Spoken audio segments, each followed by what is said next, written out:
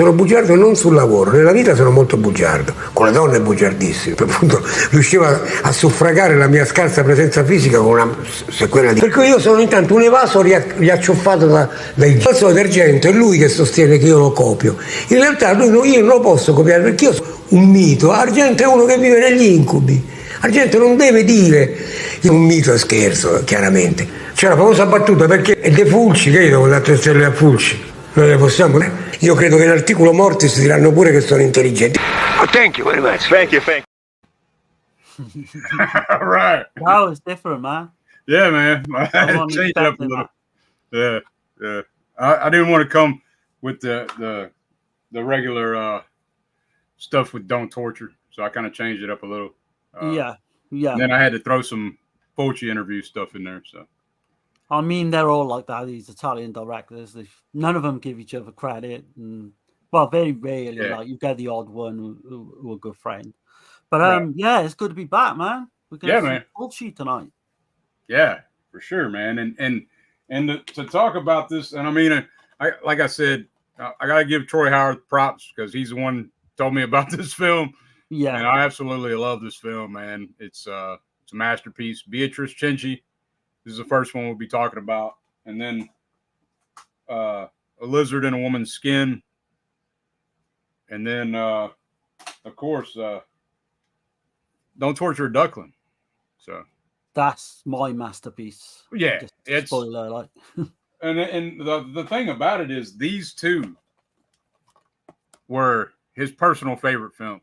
He would interchange when he spoke about them in interviews. He would say that this was his favorite film he ever made, and then he would say that this was. Yeah. But so they're both 10s for me. Spoiler alert, everybody. So no, and we'll come into that on the first one as well, because I can't argue that either, you know. But I've got my own kind of my little thoughts on it. But all of these are bangers, I think, in some way, shape, or form. Yeah, even Lizard is he's touching on things that other people weren't touching on at the time, you know. It's gone way up, Lizard, which was come into. But good to see Pat Smear in the chat and Tasha, of course. Yeah, I'll get to the chat. So my beautiful wife kicking it off. Y'all hit the like button and share the live. Yeah, I appreciate that. Love you. We got Pope Pap Smear. Fulci is the Antonioni, right? Of Splatter. Antonioni of Splatter, yeah. Antonioni, yeah. Okay, there we go. I was getting tongue twisted. I like what the French called him, the poet of the Macabre. I don't think he liked that title, but I like that title. Yeah, yeah. But he says, underappreciated Fulci comedies, Dracula in the Province, The Eroticist, a.k.a. Despite Appearances and Provided the Nation Doesn't Know, The Senator Likes Woman, and The Maniacs with Barbara Steele. Yep, and those I am not very familiar with, the comedy side, which I'll speak about that a little bit. So by the time that Beatrice Cenci came out, Fulci had already done 22 films, and 19 of them were comedies. So in Italy, they knew him as the comedy guy, you know? Right, yeah. So to do Beatrice Cenci was like, you know, which, true enough, he did Massacre Time before. So that, I guess that's really the first where he kind of broke away from that shit. And you see the brutality in Massacre Time as well, but not to this level like Cenci goes. And then what's to come after, you know. Yeah, Cenci goes to places I didn't think it was ever going to go to be honest. But that's like truly the type of film he wanted to make. He wanted to make films on historical events, and he kind of got caught into the horror because of zombie too, right? Zombie flesh eaters. Yeah. We'll come into it, but it's kind of Beatrice Cenci is. I'll say Cenci. Keep repeating myself, but I think it's kind of groundbreaking because I watched it twice for the show, obviously. Yeah. And the second time it kind of clicked with me then, you know. It's not my thing, which we'll come into again, but yeah, there's so much to talk about with that. A film like that, though, like I don't know, man. Like pretty much any genre of film, if I can follow if the story's great, the acting's great, of course, the production design's off the charts in that movie. Oh, I mean, amazing. Yeah. It's insane. And then there's real locations. But yeah, we'll get into it. Let me finish talking about that right quick. Fulci Lives. Hell yeah. All three are definitely 10s. Okay, cool. Like, Papsmere knows his shit, man. I presume it may be a female, I'm not sure, but they know that. Sure. Definitely. Because I need to check out some of his those two in particular, The Eroticist and Dracula in the Province. I need to check those out. I know that they're hard as hell to find, though. The Dracula in the Province doesn't have a proper release. Yeah, you might be able to get it on Realist website. Oh, Wilkie's Movies and Music. What's going on, man? Hey, Corey. Yeah. Hell yeah. Pescado Violento. Welcome to the Panel of Pain. And that's got to be Tex. He must have changed his damn name. Right, yeah. Pescado Violento. I don't know, because Tex is in here as well. So okay. I don't know how that works. Oh, okay. Well, cool. Maybe it's not Tex then. Shit. Okay. Maybe just let us know who you are, yeah. Maybe the Panel of Pain just caught on. That's cool. Possibly, yeah. Let's see. Oh no, it is Tex. I just see now. He just wrote. Okay. All right. Let's see. Pap. I'll call you Pap. That 88 films really brought the movie a lot of well-needed appreciation. Yes, it did. It is pretty damn stunning. Like, you know, which I hadn't never seen it until I saw this edition, but it looks really damn good. I mean, they did a jam up job. I think that's why I watched that print of it anyway. So yeah, it looks amazing. And everybody's saying, "Hey," Texas says, "Hey, the real Panel of Pain. Forgot I was on a secondary account." Okay, all right. Yeah, I thought it was you. I was just making. I thought maybe something had caught on, man. Yeah. Good to have you, man. Tex. Yeah. Yeah. K. Ando Gui. Okay, cool. Hell yeah. Whatever that means. I don't know. I only know, you know, but I'm trying to learn all the time. Yeah, let us know where you're from, Paps. Like what part of the world you're from. Hell yeah. Well, yeah, man, I kind of go through some stuff with Fulci, man. I love this quote from Fulci, though, before we get into it. He says, "I believe that the greatest influence is your own imagination." And like he spoke on, he's like speaking out frankly. He's like, "Fulci likes to exploit women." He's like, "No, it's them who used me." Like, so. Right. You know, like, I mean, I don't understand why Fulci, like, because of that comment he made earlier about the Dario Argento. I don't understand how Argento come out with that to say that Fulci's like copied him when Fulci was doing it in 69 anyway. Like, I think Bird came out 70, maybe filmed in 69. Yeah, you got to think perversion stories before. Exactly. Yeah. And so it's crazy. And then also Lizard. I mean, maybe just as far as the animal name and the title, but Lizard is nothing like Bird.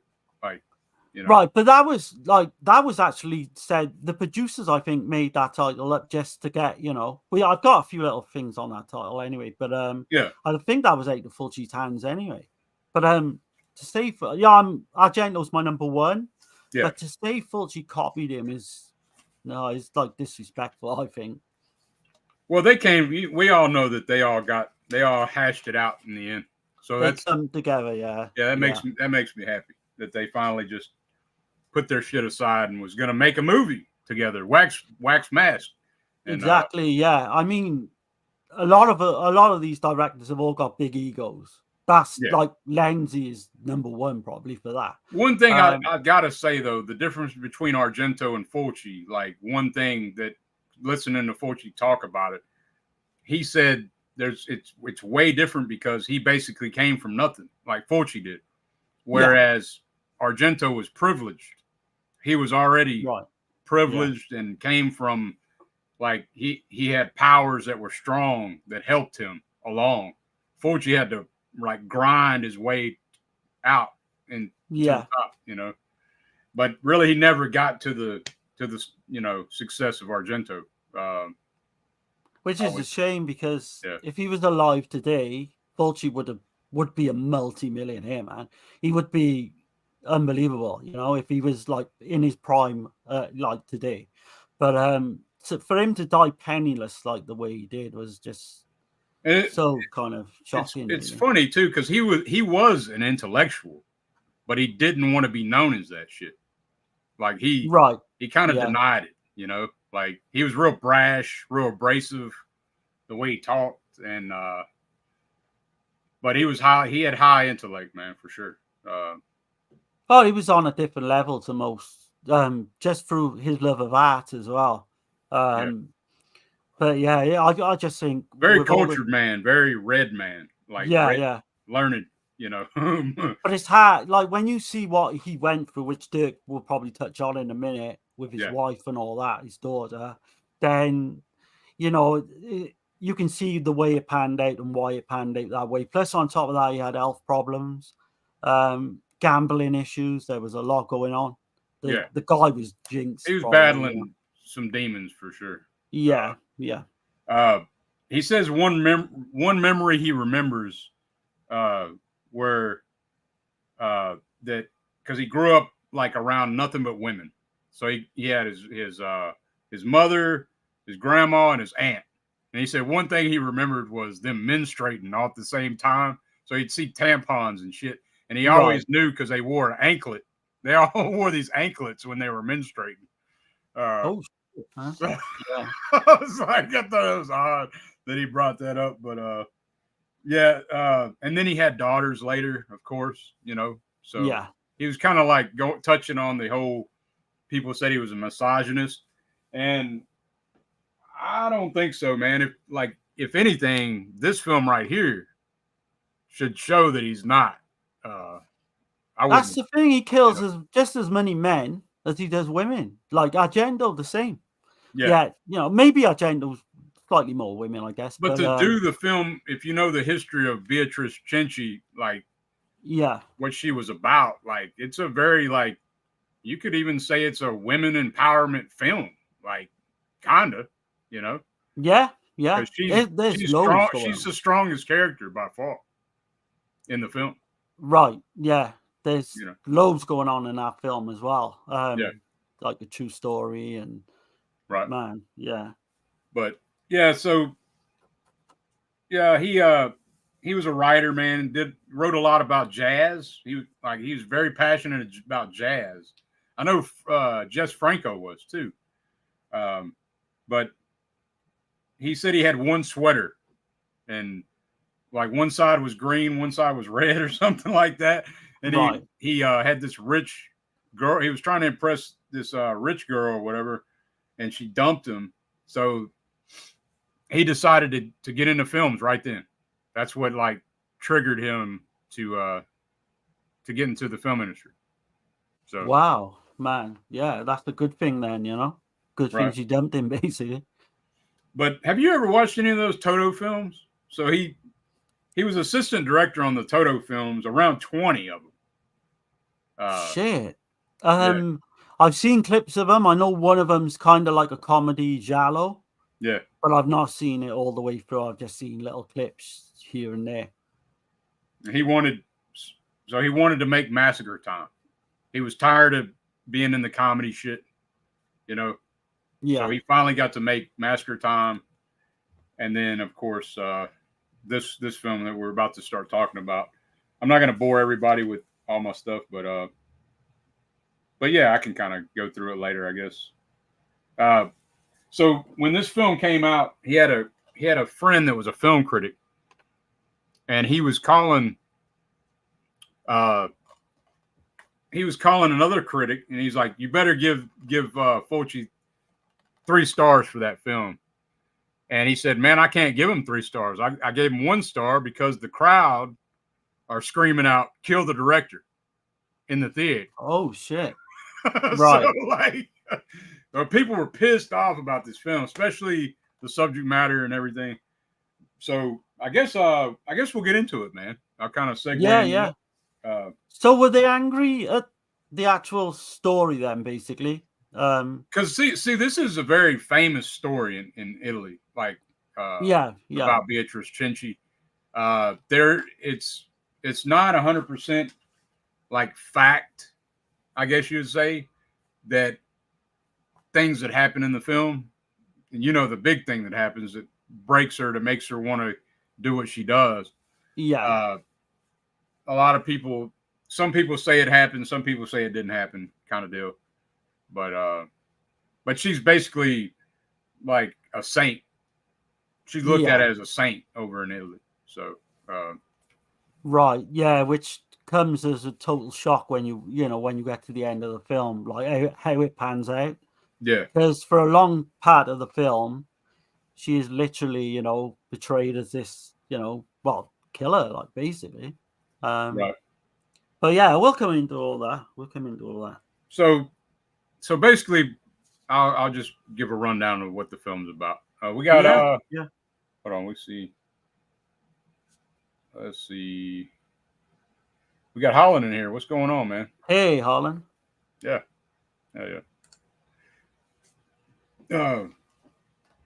So basically, Francesco, he's this rich nobleman. He doesn't have a shred of morality in his body. He's like a true monster. He makes his family suffer. He basically does what he wants. I mean, it shows it right at the gate when you first put the film on.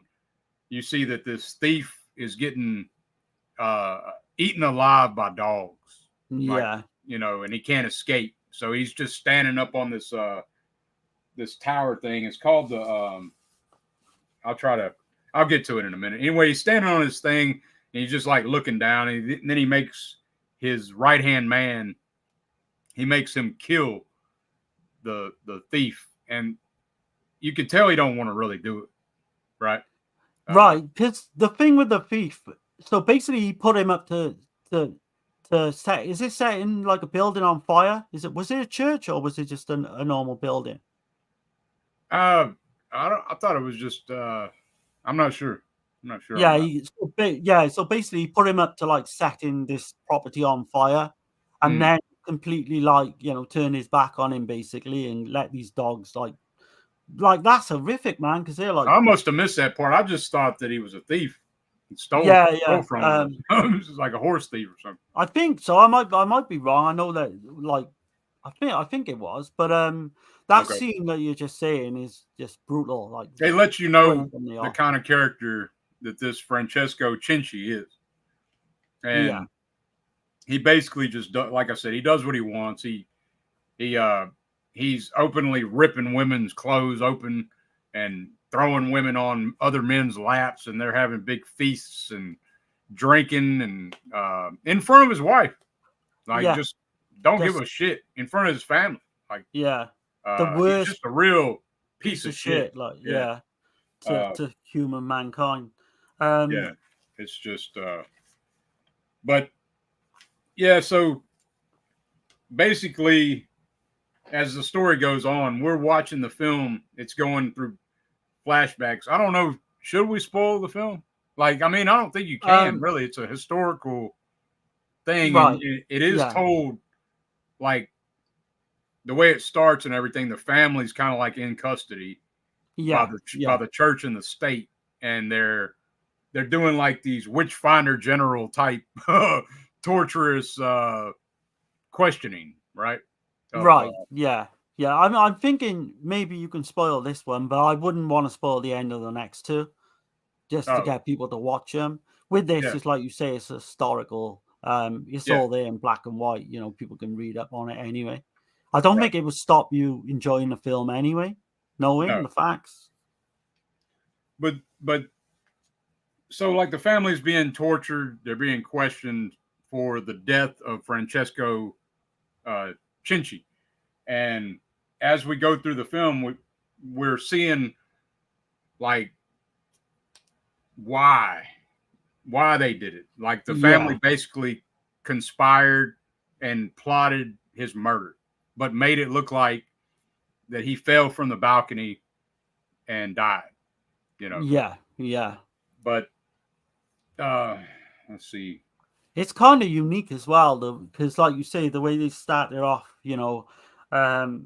basically they're all getting ready for this family's like execution, Mhm. And it's like straight from the off, it doesn't hold back.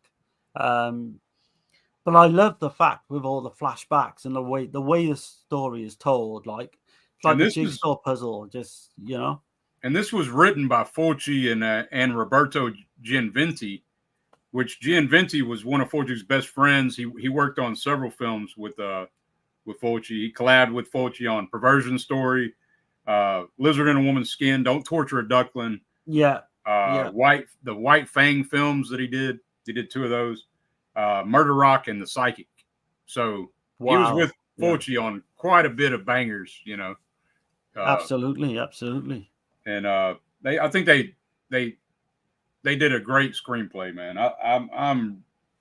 I can't urge. I mean, anybody that this is not your typical giallo or horror film.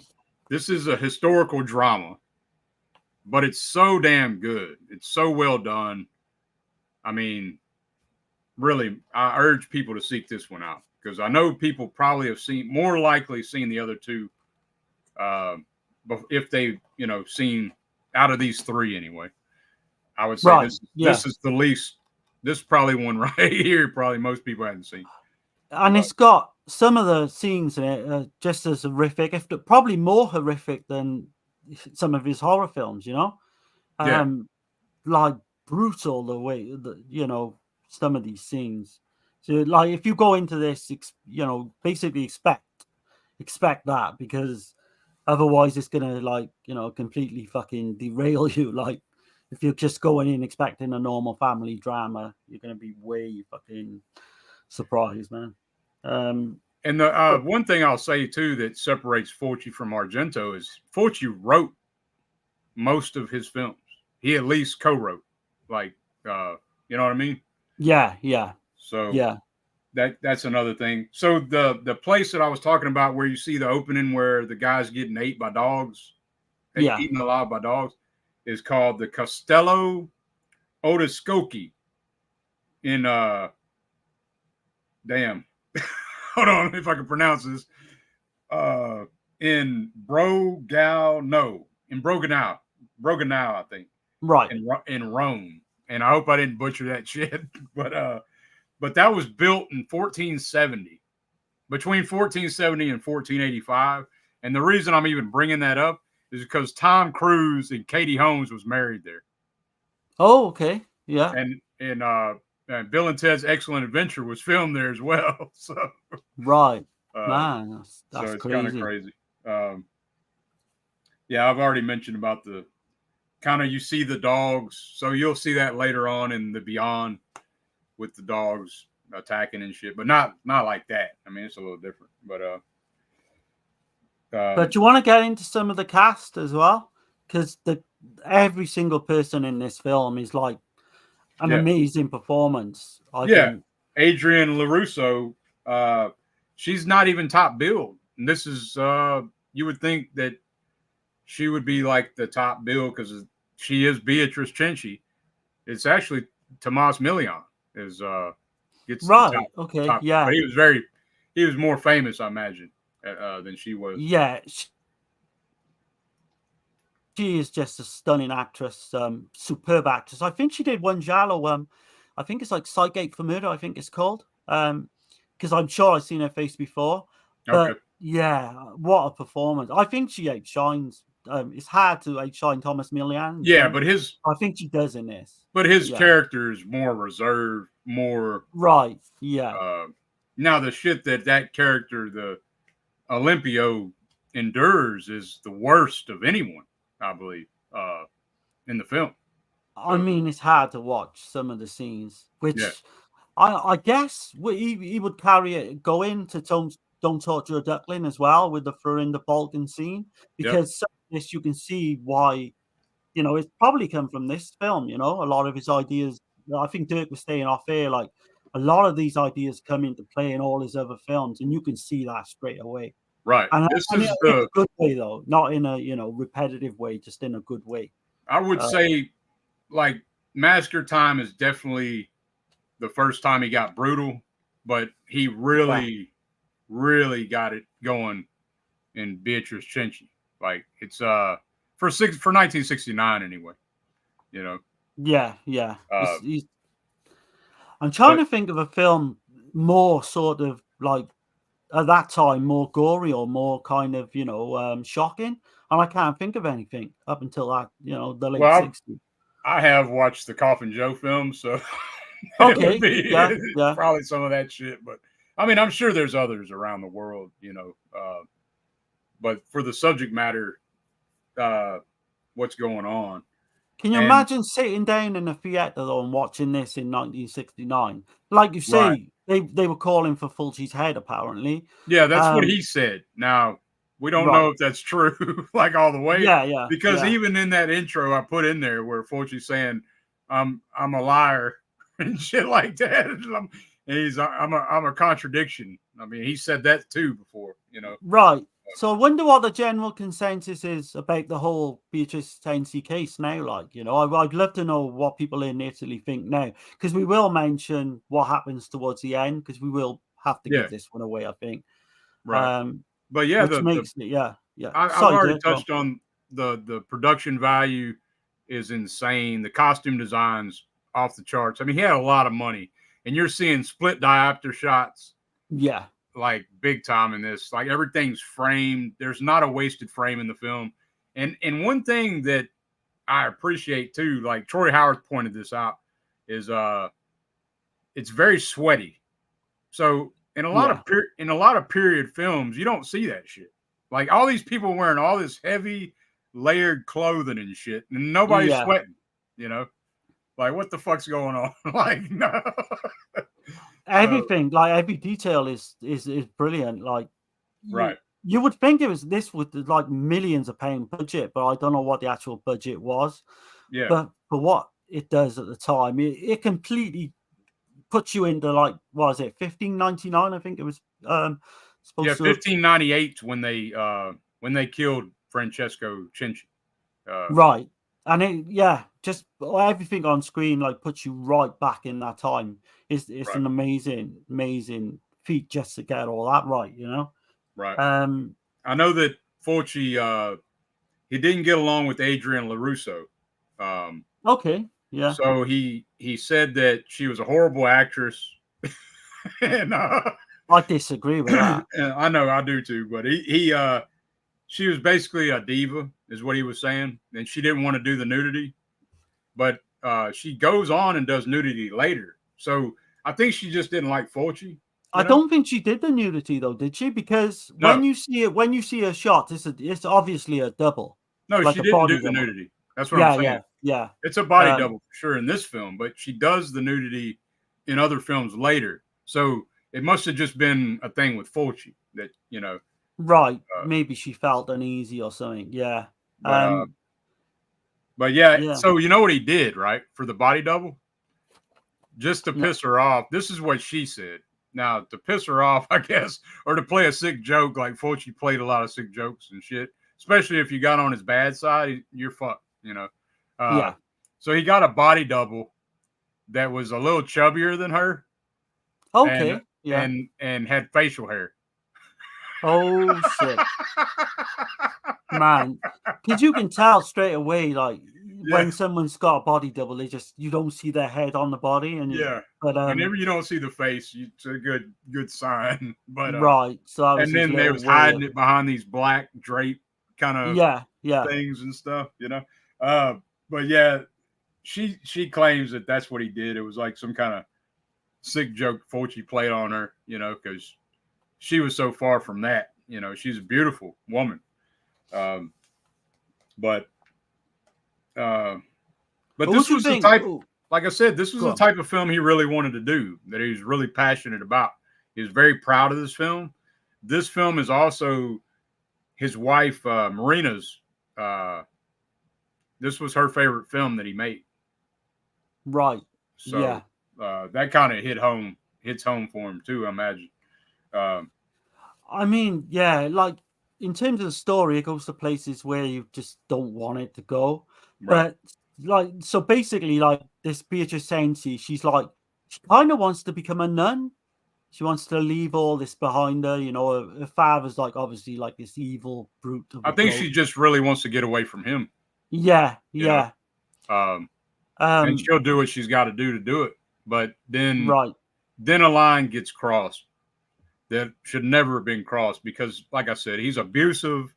He ridicules, he insults. Pretty much everybody's got to bow and kiss the ring. Well, she don't do that. Exactly. Not at all. Yeah. And I mean, she gets imprisoned like in one of his dungeons for like nearly a year just for like speaking up. Yeah. But yeah, man, it's like. And he's telling her to take the black dress off. She comes to this like feast.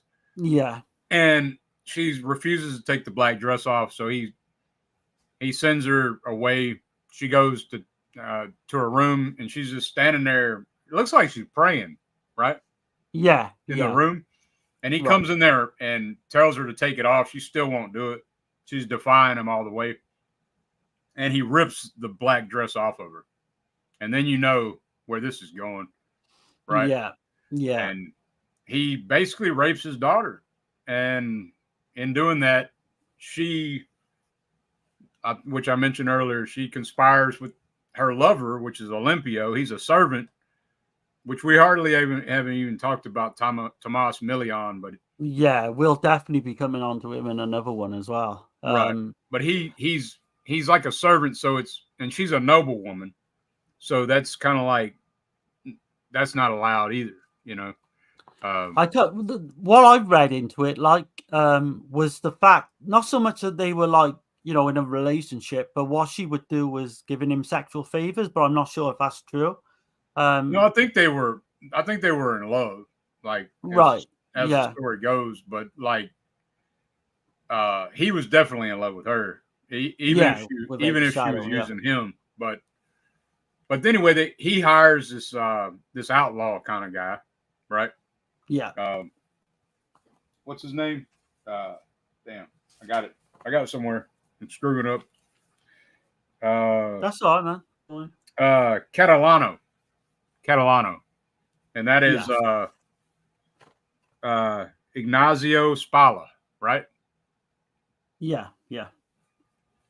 So he hires this outlaw guy, and to help kill Francesco Cenci. And so he gets drunk every night, Francesco Cenci.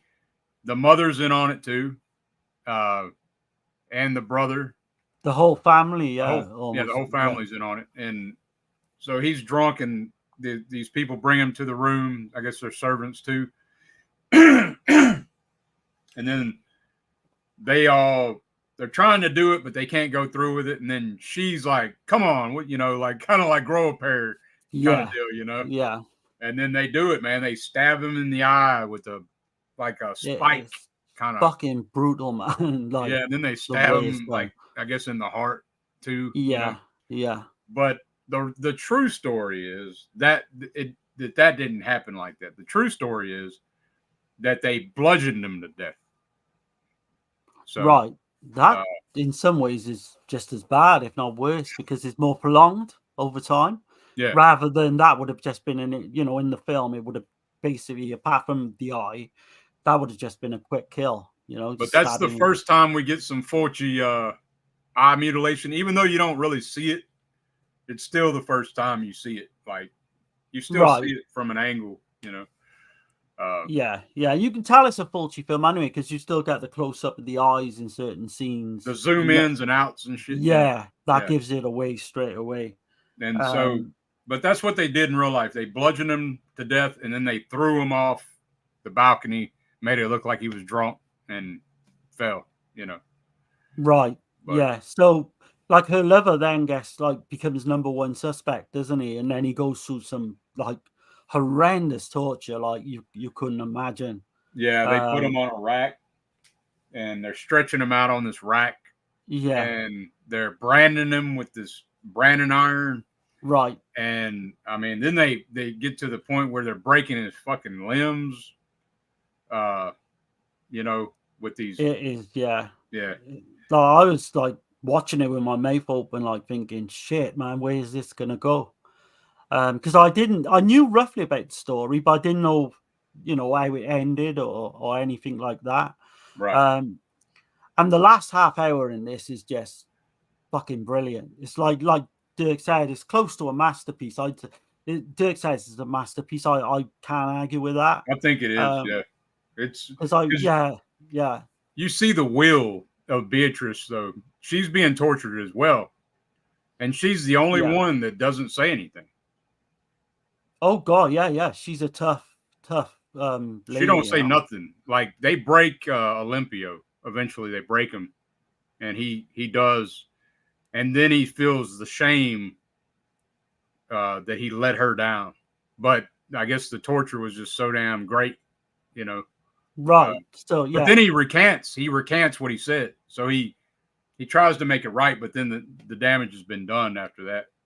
Exactly, and he only does that because he's in her presence as well, probably. But yeah, I don't know what else to say, man. But it's a like pretty sad damn story, like which a lot of Fulci films are. But I mean, this is a true story. So it's so what I found out is after all this happened, the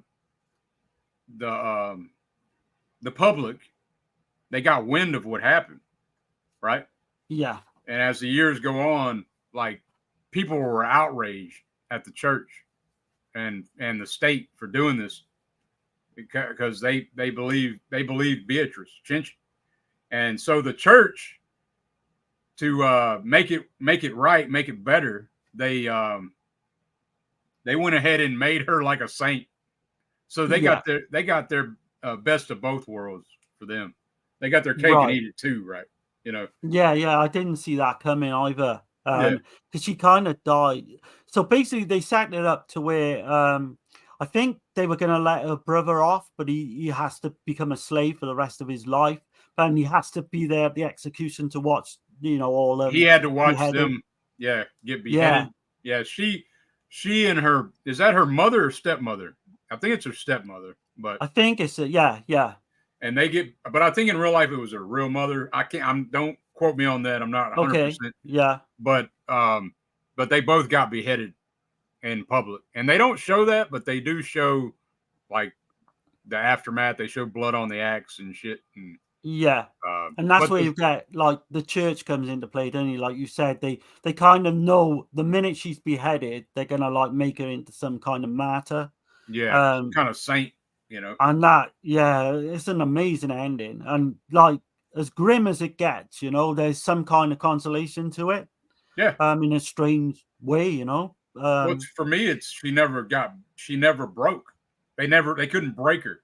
Right, yeah. She still had like that inner spirit, that fight in her, And it goes to show, if you put up with this mental abuse, physical abuse, sexual abuse on any level, people are going to be on your side, no matter what type of revenge you get. Yeah. Which is good to know back in that time, it's a powerful fucking film. And Francesco Cenci in real life, he had some kind of skin irritation where his skin flaked. Okay, yeah. And so he would make Beatrice, this is what the servants said, that he would make her flake his scales off, even on his genitals. He made her do that as well. So that kind of points to some weird shit, like to what happened, right? I bet there was all kind of sexual abuse going on with other people as well, like you say with the other women. They kind of touch upon it, don't they? Where he's opening up their tops, but you can see that this guy is just the fucking evil, basically personified. There's no he really lower. is.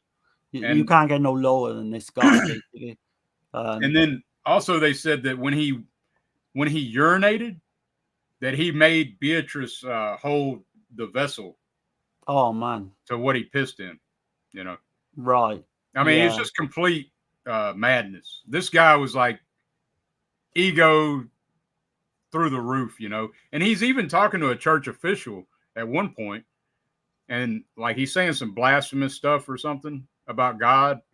And he says, well, let him close his ears. He's talking about God. So right, yeah, like that's the kind of mentality this guy had, you know. And another thing is with his mentality as well, the fact like he finds out the two sons have been killed, and he makes a big thing out of it. The fact that he won't have to spend so much money on them. Right. It's really fucked up. Just cold, like, cold as ice. Cold is the word. Yeah. But yeah, man. But like I said, I think people realized what really happened, and to this day, it's like it's a very famous story in Italy about Beatrice Cenci. So, I mean, this is one of Troy's favorite films as well, isn't it? Troy Howarth. He said it's in his top 3 for sure. Yeah. Yeah. So big, respect to him for putting us onto this one. I think Dirk, obviously, I would say it's going to be a 10 out of 10. I think it's a 10 out of 10, no doubt about it. I mean, with the production design, the historical accounts, like the way everything looks, it feels real.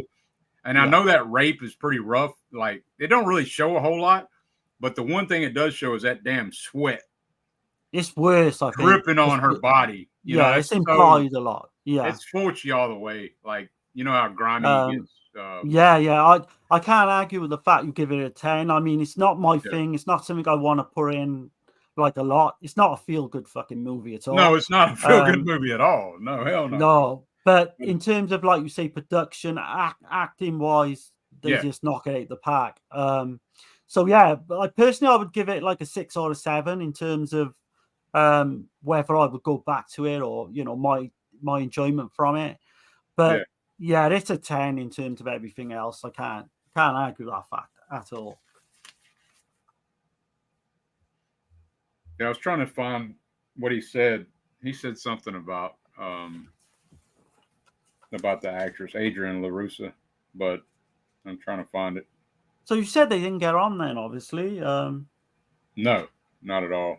Because that George Wilson who plays Francesco, he turns up in Don't Torture Duckling as well. And I didn't know a lot about him, but fuck me, he's a great actor. He's the local warlock. And in Don't Torture. Yeah. What an actor, man, because he's superb in this role, I think. He really is. I can't see this being topped. I haven't seen many of his films or many of his other roles that I can remember. Yeah. But you're not going to top this performance. There's like, no way. Let me catch the chat right quick. Yeah, man, yeah. Let's see. I think a lot of people are saying, hey, talking amongst each other. Let's see.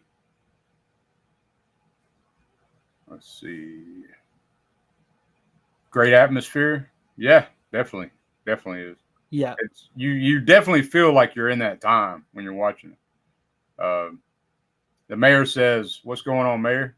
Hey, says, man. Hey, all. I still need to add Beatrice Cenci to my Fulci collection. I definitely agree. Yeah. I would, if you're more into like the horror and the giallos, I would maybe stream it first rather than buy it.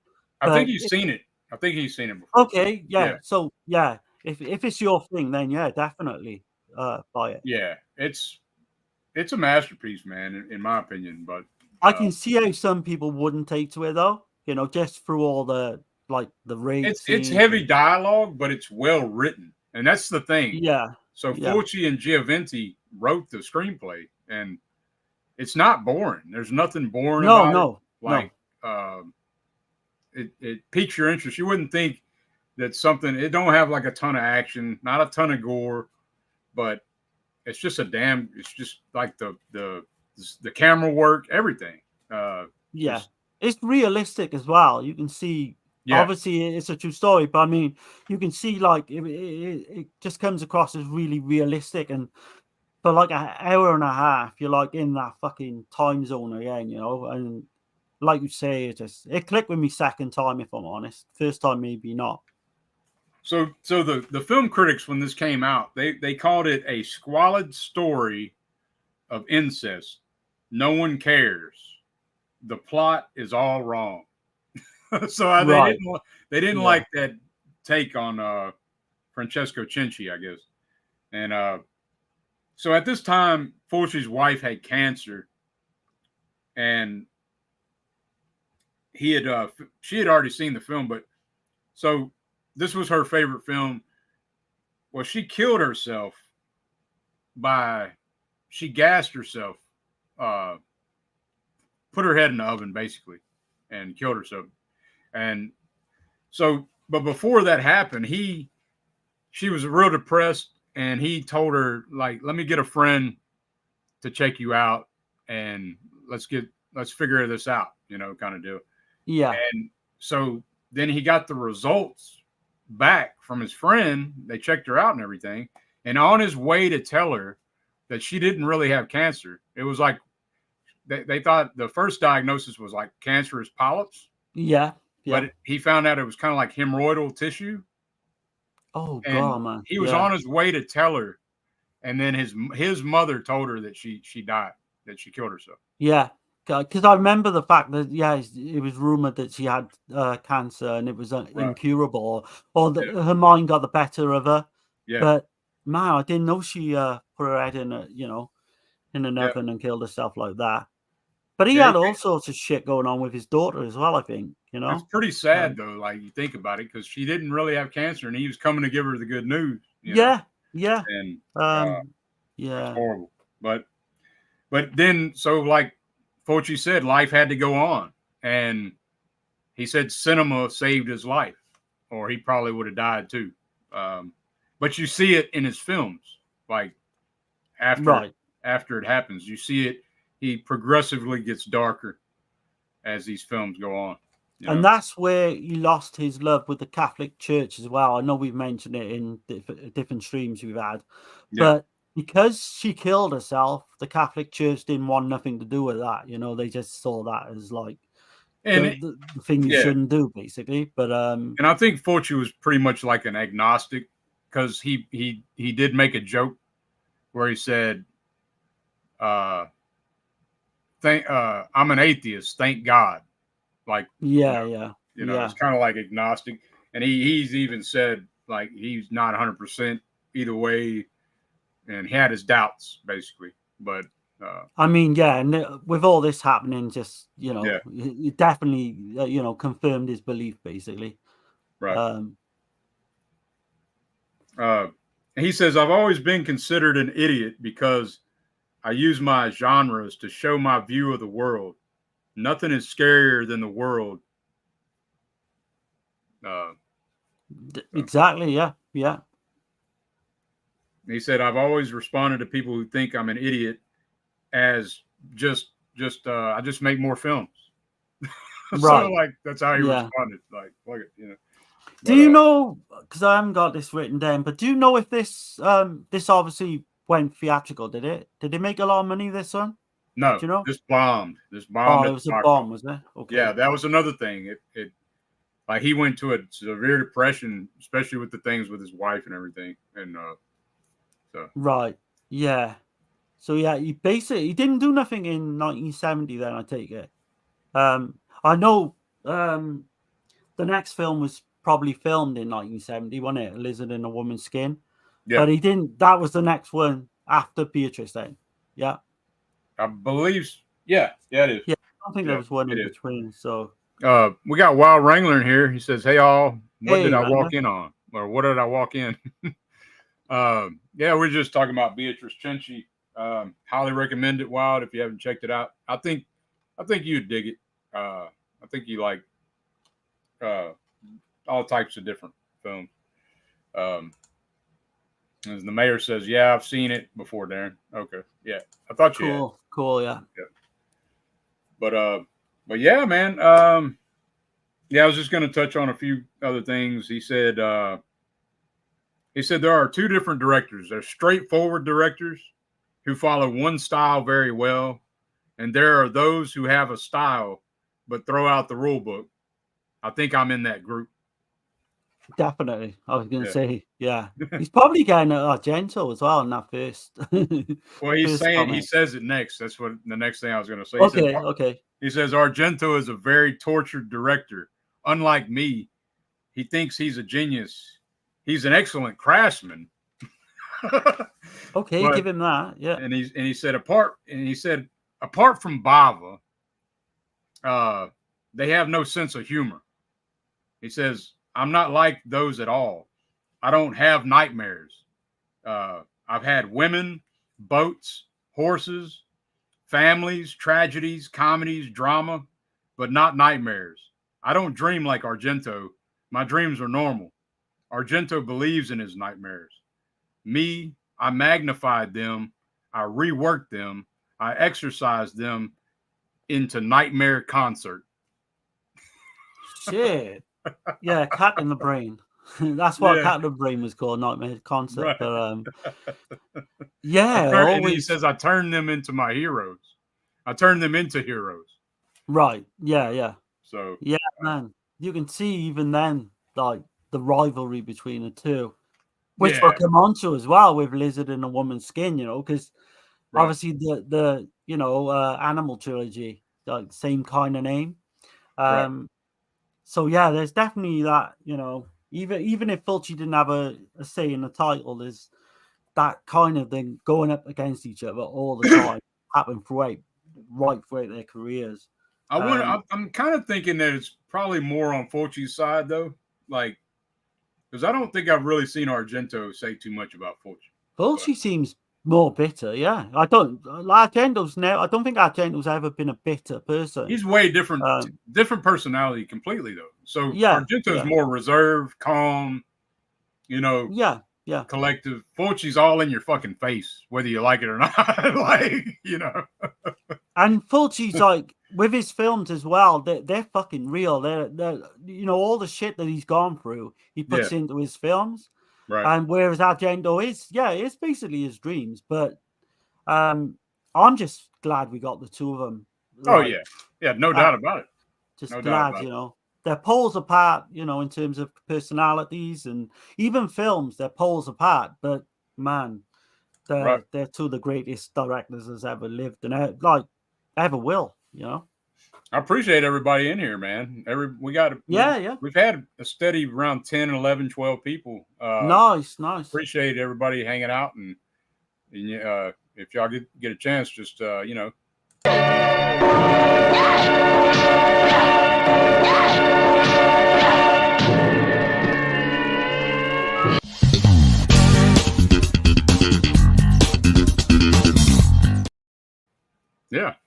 Yeah, let us know in the chat what your favorite Fulci films are, or even if you like any of the three we're going to mention tonight.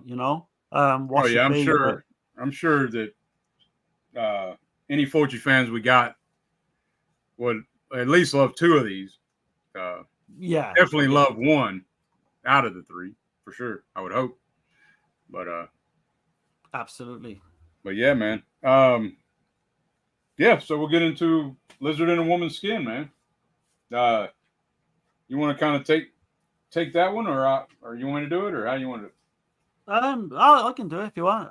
Okay. So, 1971. I just show off the two releases. I know Dirk's probably got the same one. I mean, the Mondo Macabre, but there's the old DVD of it, which I think got pulled or for some reason. And there's like the Blu-ray. Oh yeah. This one. That's the one I got. Mondo Macabre. Yeah. This went way up in my estimation this time. I mean, I've always liked it. It was a strong 7 out of 10 for me. Yeah. Same for me. 7. Exactly. Now it's an 8.5/9 maybe.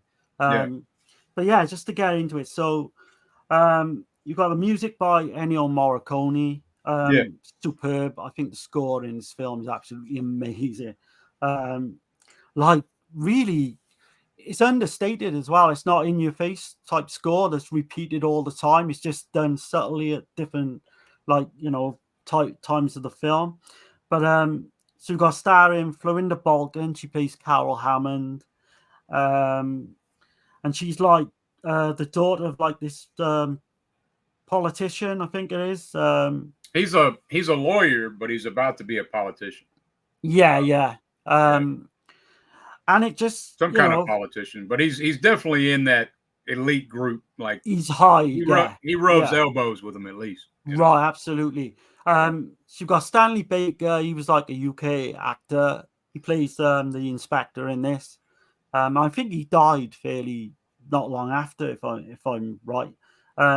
What do you think on John Sorrell in this? I thought it was really like not a great performance at all. Well, he's kind of muted. Like, yeah, I think it's the really way that weird. His character's written, though. You know what I mean? Like, it's not really. He's not a central character. You think he's going to be when you start watching the film. Yeah. But that's not really what this one's. It don't really focus on him too much. Right? Because I read that it more like a side plot character. Yeah. I read that his acting in this is kind of wooden, and I agree. But I don't know if it was like written that way, because, like you say, he's not. You think he's going to come into it. You think he's probably behind it, like when I mention the plot now, when we get into that. Right. But then it goes nowhere, doesn't it? Right. So I think the opening to this film is one of the best I've seen. Like, it's not quite as good as what I'm going to mention in the next film, but like the whole opening. So you've got Florinda Balkan, right? She plays Carol. She's on this train. Yeah. She's trying to get away from people. Yeah, severely stressed out, and she's walking down this like corridor on this train, and there's like all these people. Like, it feels real claustrophobic, which we see that a lot in a lot of Fulci films. The claustrophobia. And then the next second you see them all naked. Like, what the fuck? It's very trippy beginning. Right. Yeah. And then she finds, like, all in this one, like scene, she finds herself on a bed then with Anita Steinberg, who's Julia Jury. And this is her debut film, too. Yeah, because basically with her as well, they basically wanted to get Ida Galli, but they turned her down, and they took Anita Steinberg instead. Which she was a model. She was a Swedish model, right? I believe. I think the reasoning as well, because like she's prepared to get naked, Anita Steinberg. I can't see Ida Galli doing that, or Evelyn Stewart as she's called as well. Right. But so you've got her in bed with Julia Jura, and there's basically this lesbian scene going on, and this is all in the first couple of minutes of the film, which is like big time taboo back then. Yeah. They're pushing the boundaries back then. Absolutely. And she kind of wakes up and realizes that she's been dreaming, basically. But like Dirk said, she's a daughter of this rich lawyer, soon to become politician, Edmund Brighton. She's got a husband, Frank, played by John Sorrell. He works for her father. He also has this teenage daughter from a previous relationship called Joan, played by Eli Galliani, if I pronounce that right. But sound good to me. Yeah, well, I don't know. But so basically, like, try and interpret what's going on in her dream. She goes to see this psychoanalyst, and they try to like make sense of what she's dreaming. And let me kind of chime in on this part. Yeah, go for it, man. With the psychoanalyst. Okay, so Fulci, if anybody that knows Fulci, he couldn't stand psychiatrists, or he thought it was a sham, like a scam. He thought they were basically quacks. Okay. So what he said about let's see, he said psychoanalysis is stupid, made up by Sigmund Freud, who was a known cocaine addict. Holy shit, man. And then he says, and he made money getting people to talk about stupid things. He don't fucking hold back, does he? Like, he just tells you straight what he thinks. But he just slammed the shit out of Sigmund Freud. So if you watch In a Lizard in a Woman's Skin, I think that's like the main theme of the film. Like, he's really shitting on the psychiatry field because this guy's analyzing her dreams. He's completely wrong the whole fucking time of what's really going on and shit, you know. Right. But didn't he, like, Fulci trained as a doctor, didn't he? Didn't he, like, he was a doctor, yeah. Study as a doctor, so he would have known, you know. Yeah. He didn't believe in the psychiatrist shit, though. So. Right. Yeah. That's interesting, actually. Because it's hard to make out, like, as we go along with this film, it's kind of ambiguous at times, but even though there's a whole ending which makes sense, which I'll come on to later, there was literally two ways they were going to go, which I'll mention a bit later. So, but anyway, so you got Julie Jury, I keep pronouncing that wrong, Julie Jura, sorry.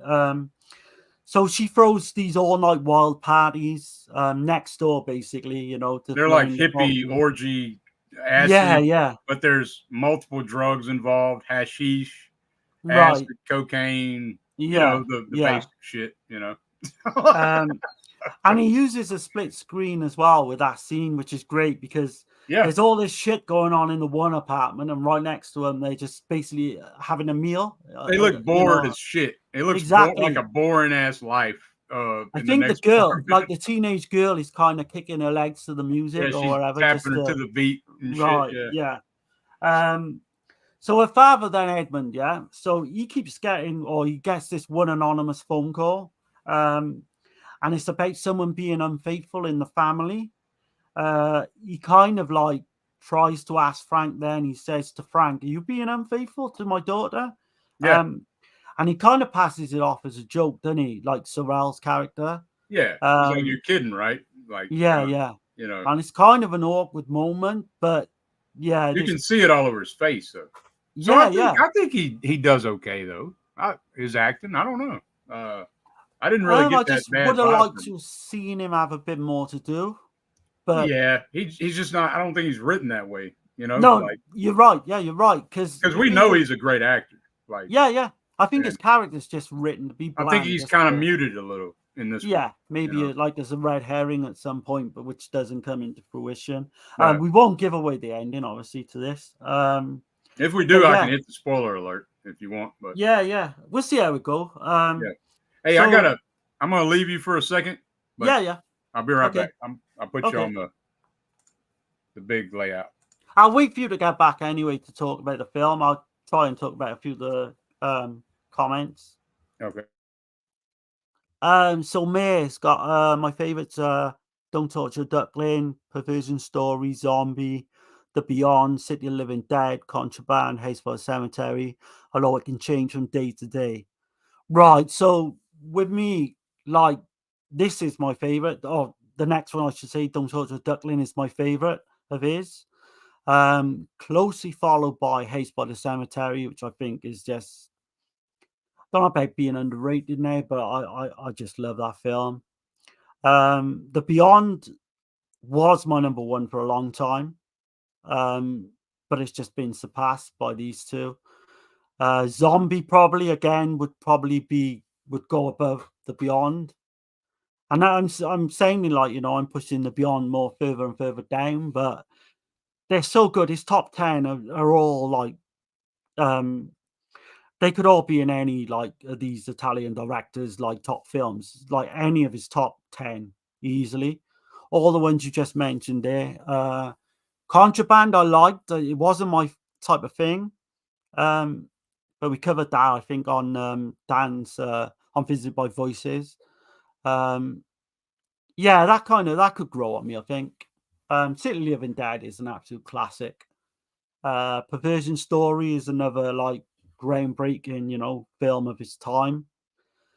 So yeah, I can't really argue with any of them. I'm trying to think of more. Obviously, you got New York Ripper. I'm a big fan of Murder Rock. I know that's, you know, people probably laugh at that, but That's just the way it is.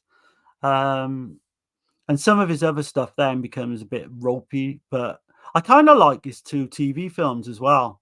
So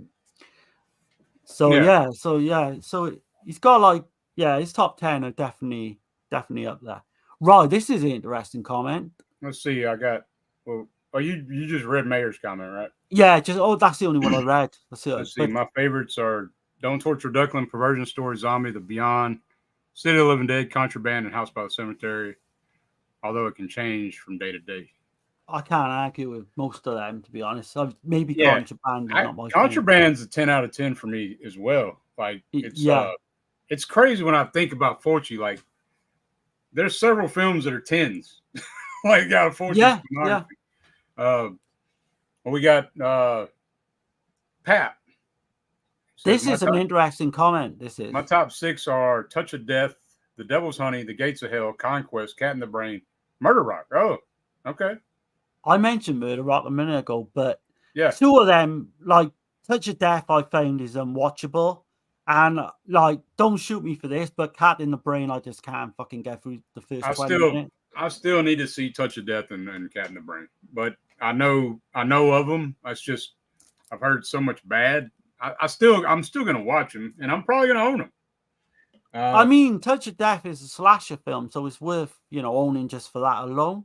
Yeah. Cat in the Brain, I need to give it a good go because there's a lot of people's opinions I respect that love that film. Like Lorne is one of them from Visited by Voices. And I mean, it's a very meta film. It's proper, yeah. I mean, I know all about it. It's like Wes Craven's New Nightmare, kind of, Yeah. It's and I've seen it years ago. Like it was called Nightmare Concert, and it was on like British TV. Right. And even then, I just couldn't get through it. But yeah, I'll definitely give it another go because I'm sure we're going to cover most of them anyway in detail on you at some point. We got Jamie in here. What's going on? Hey, Jamie, good to have you in here. Yeah. Good to have you here. Yeah, we got a solid 10 staying in the chat, so that's cool. That's good enough. Nice. Yeah, just keep commenting, people. Yeah, Sean is just gone in the chat as well. We got Sean in here. Good evening, Sean. Man. Yeah. Just talking some Fulci, man. Like, I know we did one. We've only done one other Fulci show, and that was on the. I know a lot of people don't like saying this, but the Gates of Hell trilogy. But I think it's the only Fulci show we've done besides this one. Like, it is, yeah. So we're gonna cover them all at some point, anyway. But I'm always, if someone got a difference of opinion, like Cat in the Brain, I'm always up for like. Pap says Cat in the Brain is basically Fulci's version of Fellini's 8.5. Okay. Wow, that's man. Okay. Like it's great to hear comments like that. People with different opinions and all that. Definitely. But yeah, getting back to this one though. So the husband Frank, right? So he is indeed. We find out he is having an affair with his secretary Deborah. And he kind of meets up with her, doesn't he, in this country house. And who is that actress? I didn't write her name down, but she's beautiful. She is. I've seen her in other films. Sylvia Monty. Sylvia Monty. Yeah, that's stunning actress. But yeah, we're gonna probably take this up to a certain point, and then I would say cut it off because we don't want to give everything away. I don't think. Okay. So Carol's dreams now start getting worse and worse, right? And she sees in one of her dreams her whole family are like dead, and you get like the stepdaughter Joan with her entrails or her stomach coming out. And I know I've told you this before, but this film goes perfect with Sergio Martino's All the Colors of the Dark. It's a great double feature, Absolutely, yeah. Round about the same time as well, within a year of each other. Right. But the imagery in this film is crazy as well. So you've got that big swan, like monster swan flying down at her. We don't know what it means at this point. It's like it is, man. And it's got like a triangle, like the Illuminati symbol on it. Yeah. It is. I've read that some people say that that's not scary. I mean, when I first saw it, I was fucking scared the shit out of me. It's kind of creepy. It's definitely creepy. It looks weird, man. Yeah. That's Rambaldi. So the special effects guy is Rambaldi. I can't remember his first name, and I know he did the special effects for E.T. You know, so. And of course we got the dog scene coming up as well. Oh yeah, sure. That is crazy, man. They had to go to court and shit. He had to go to 4 different judges to get clear to that. So. I mean, for me it does look to me it looks kind of hokey. It doesn't look completely hokey, like, you know, you see a lot of. I guess in 71. Right, this is it. This is what I was going to say. I think, they probably did think, shit, this could be real. You got to think. I always try to keep that in perspective because, you know, people aren't as desensitized in 71 from cinema. You know, like yeah. So didn't he have to go to court? It's something like Diodato did with Cannibal Holocaust as well. Rambaldi did, and the producer had to go, and they had to go to 4 different judges. And he had to bring. Those were coyotes, by the way, and he went and got coyote skin for that effect. Oh shit! Those were real coyotes. So he couldn't. Of course, he couldn't find dog skin. You know, right? But he brought them in the courthouse to 4 different courthouses to be clear to the shit. I didn't know they were real coyotes. They're kind of real coyote skin. Yeah, that is creepy, man. Yeah. But yeah, like you say, so she's dressed like in one of her dreams. She's like dressed in this like fur coat, and she stabs Julia to death. And it's like through the breast. It is. It's But what's so weird about it is that she sees these 2 weird hippies kind of looking down on her from like the top, you know, the building, and it's really weird. Like, but she can't place why all this is happening. I think actually when we do get to the conclusion, I think it's kind of genius in a way. But then again, maybe not with what happens. But to me, it is genius because to me. Like, I can't really say without spoiling it. So. I know what you mean. But we can take it so far. Yeah. It's up to you. I don't mind. So, like, I just speed on through a little bit. So, a psychoanalyst is saying all these dreams he's having is kind of liberating. Yeah, liberated dreams. Yeah, and they're going to end up doing a good, like, in the long run. That's what I'm saying. Like, Fulci's like, you know, he's basically taking the piss, like you would say. See, I got that saying from you, Darren. Yeah, I always the UK slang's rubbing off. But, yeah. Taking the piss out of psychiatrists on this film. I didn't know that wasn't an American thing, because we've always said taking a piss, but I thought it was like a worldwide thing. But it's not. No. Right. I'll say like shit on.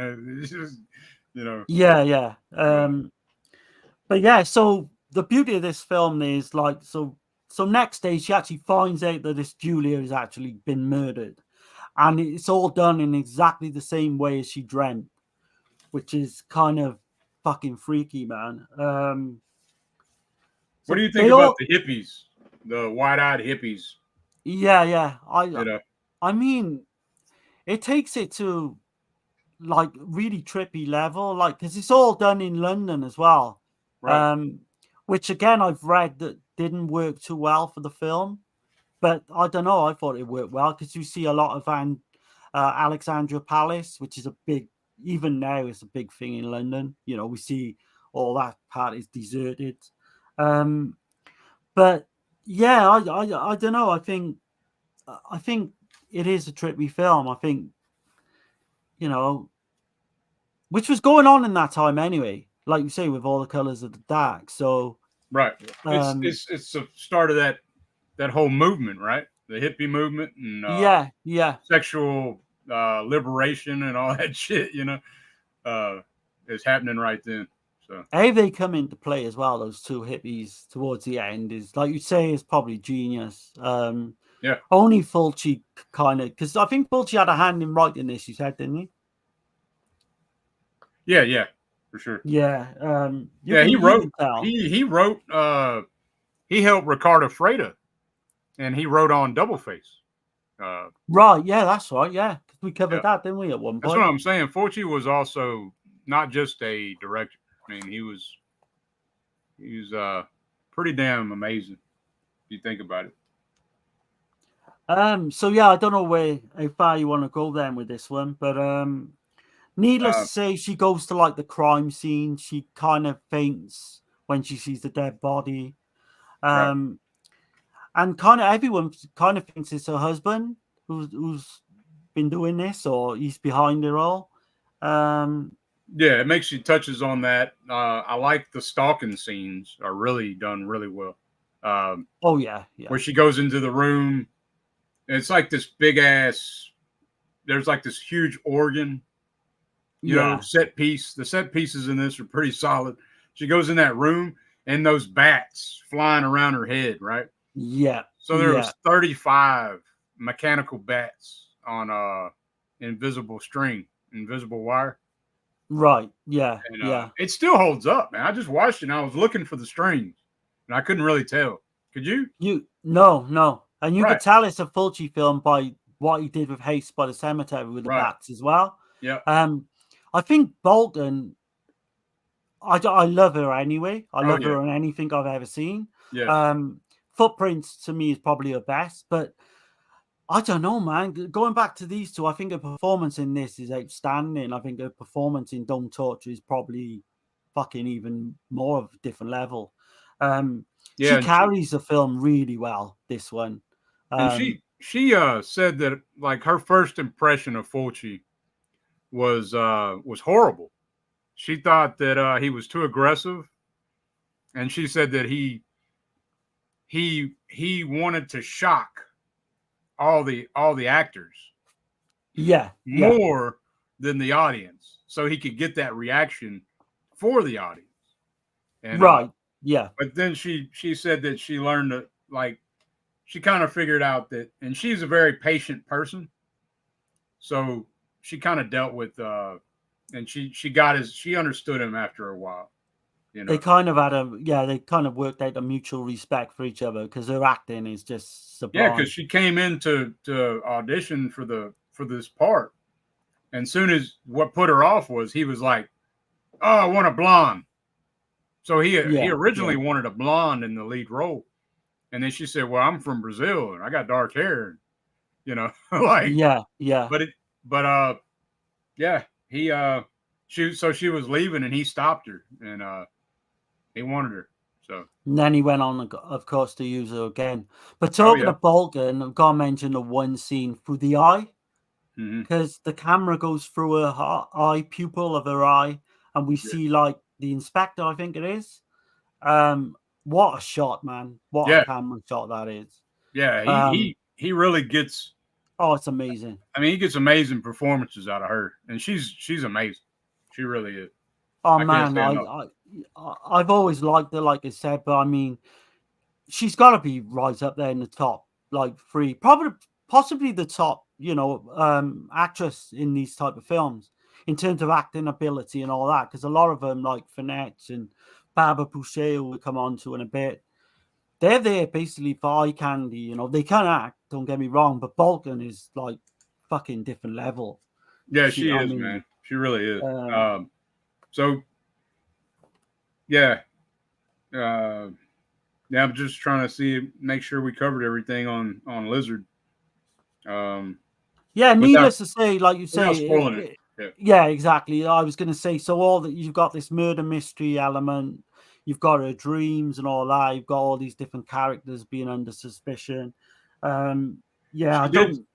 did say that the bats was pretty pretty hard to do that scene. Like they kept flying at her, and it was like and she don't like bats anyway, so like really. I think it's got to be probably the standout scene, because that scene goes on for like 5-10 minutes there, where she like the whole scene where she's getting stalked. Yeah, by this hippie, like this biker hippie, and the whole rooftop scene and all that. I won't give away what happens. Oh yeah, the great wide angle lens. It is. It just makes everything look so huge and makes her look so small, and like she gets cut in the arm and she's just kind of falling, and I don't know, man. It's I love all that stuff, but do you know with the bat scene, Do you think there's a little bit of like Hitchcock's The Birds kind of in there or not? Yeah, I could see that, definitely. Because I've seen clips of The Birds. I've never seen The Birds. I could definitely see that for sure.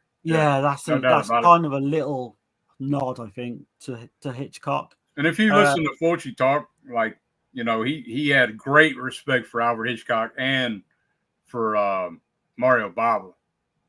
You know. Yeah. Oh God, yeah, goes without saying. But yeah, like I say, with the coming up to the end, and there was two ways that they could have gone, and they were like really in a loggerheads to like work out which one to do, and they went with the more kind of straightforward way, which we won't give away. But they were going to end it like really ambiguous as well, which I don't know. I'd have liked to see them maybe film two and see which one come out the best, But yeah, like you say, the score. I love the score. I think it's one of the top scores of its time. I've got quite a bit because this was really did well in the box office. So this one grossed this kind of like 45 million, which is like, I think it was the most successful giallo of 1971. If you exclude like Argento's Animal Trilogy, this was the next one, most successful. And this is the same year as Cat of Nine Tails.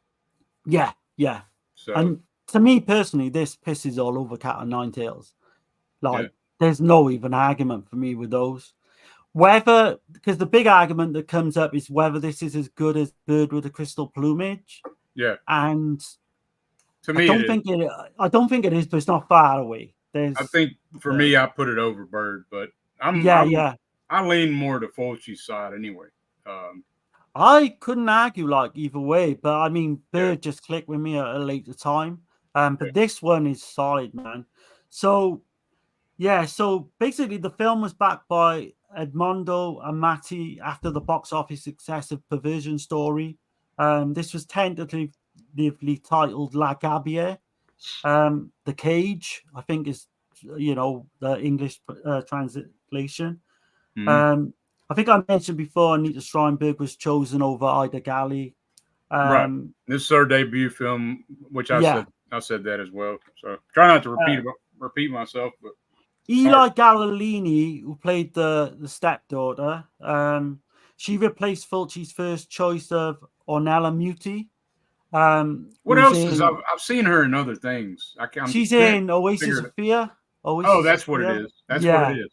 I was trying to figure it out, and I've only seen Oasis of Fear one time. So she's an amazingly beautiful actress as well. But she's very young in this one, though, I would assume. Yeah, right? Yeah. What was kind of weird with this one as well, because the film was going to be called A Woman with a Snake Skin. Yeah. And that was like the working title as they were shooting the film, but they kind of dropped it towards the end. So I'm just going over a few more of my notes. It's basically inspiration come from Cornell Woolrich's 1941 novelette Nightmare. But the only difference was in that film, in that kind of book, there was basically a male.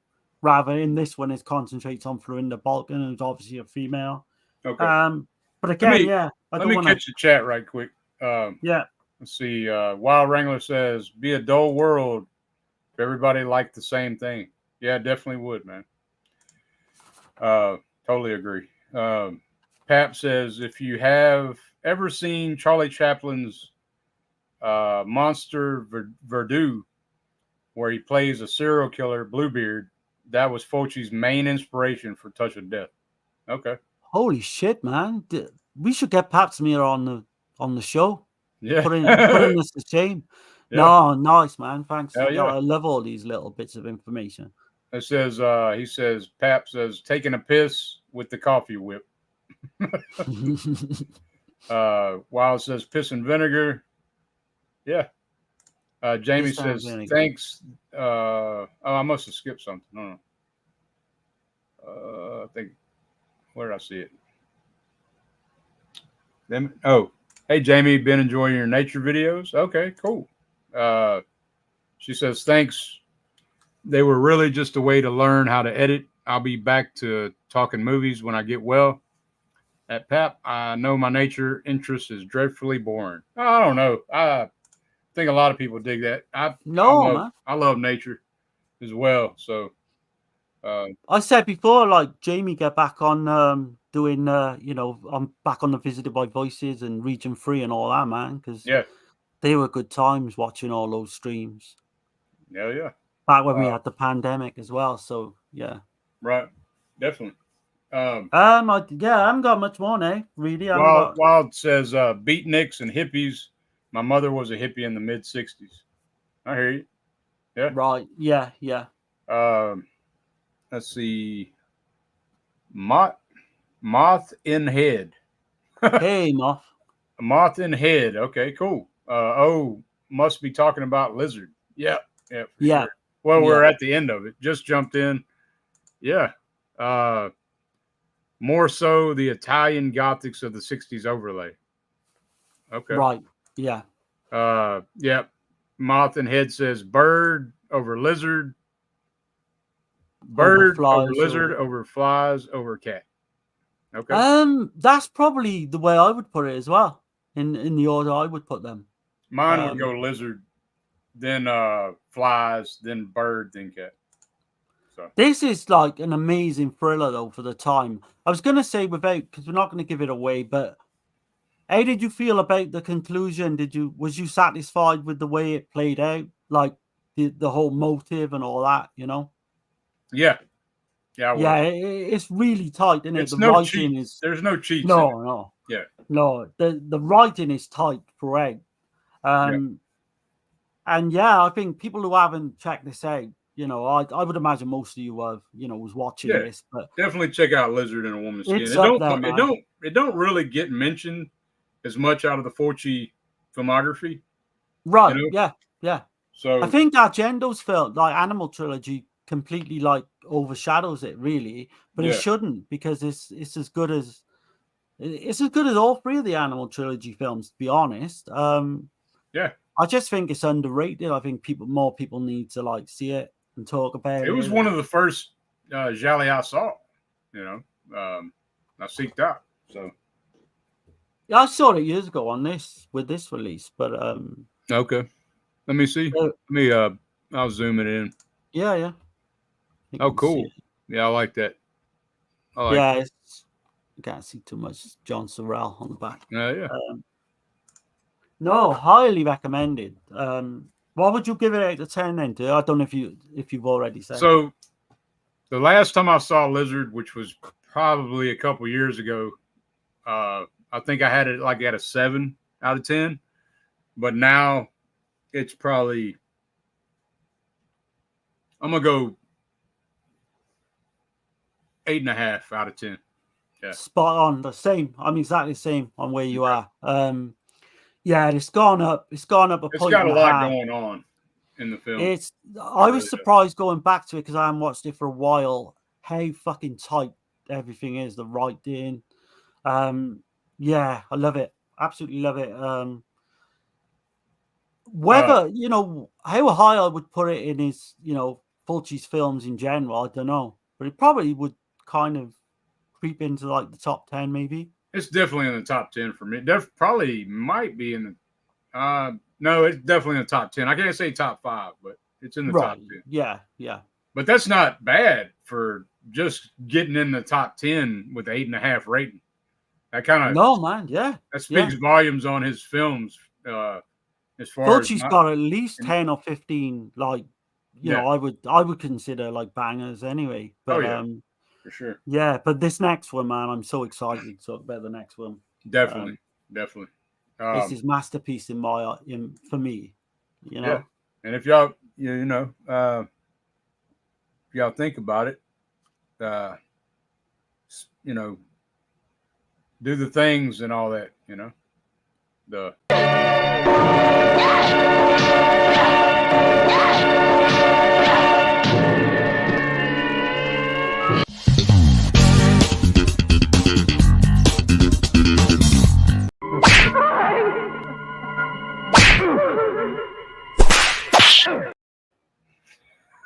Shit. All right. But yeah, say this like gonna completely like roll into like for me one of his best films ever made.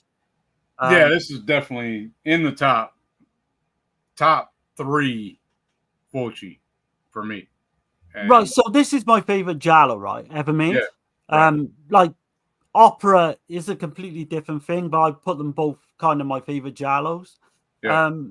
So what would be a giallo that you would rate higher than this one? Just before we start, just for a bit of fun. Oh, your So Vice. okay, yeah, I can't argue that. Yeah. Can't argue that. your Vice. There's a Right, lot of yeah. room, and only I have the key. That's my top number 1.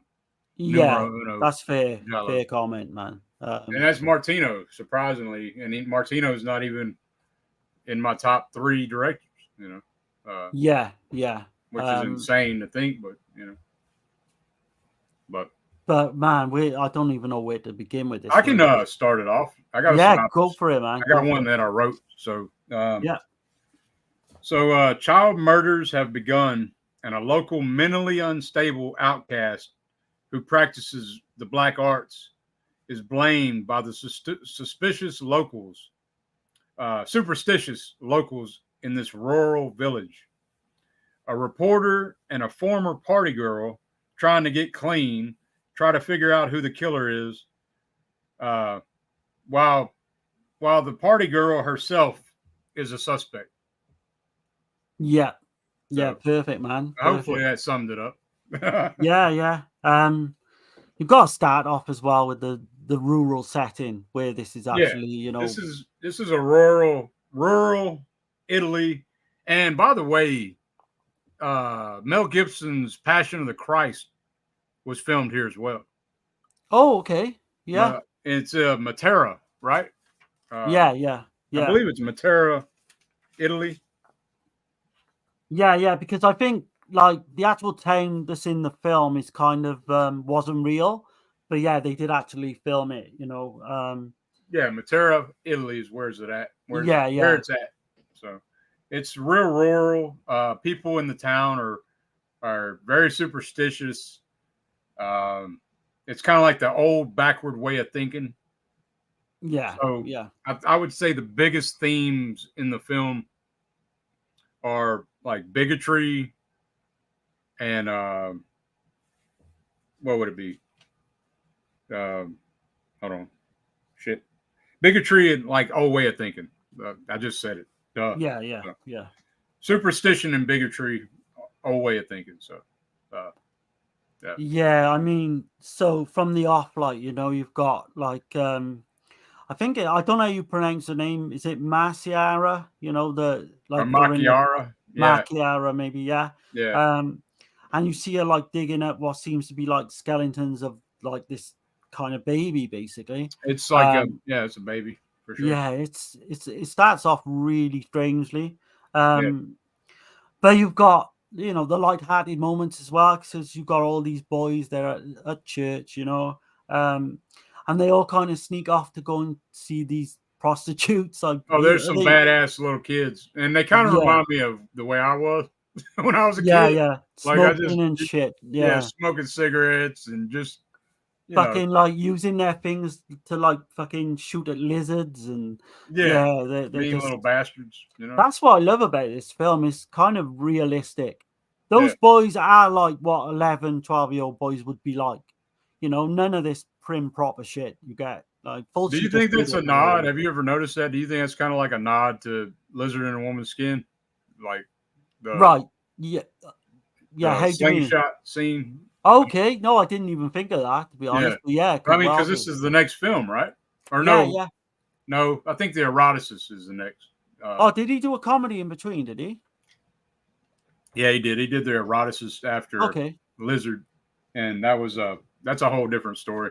I'm gonna have to check that out though. That film.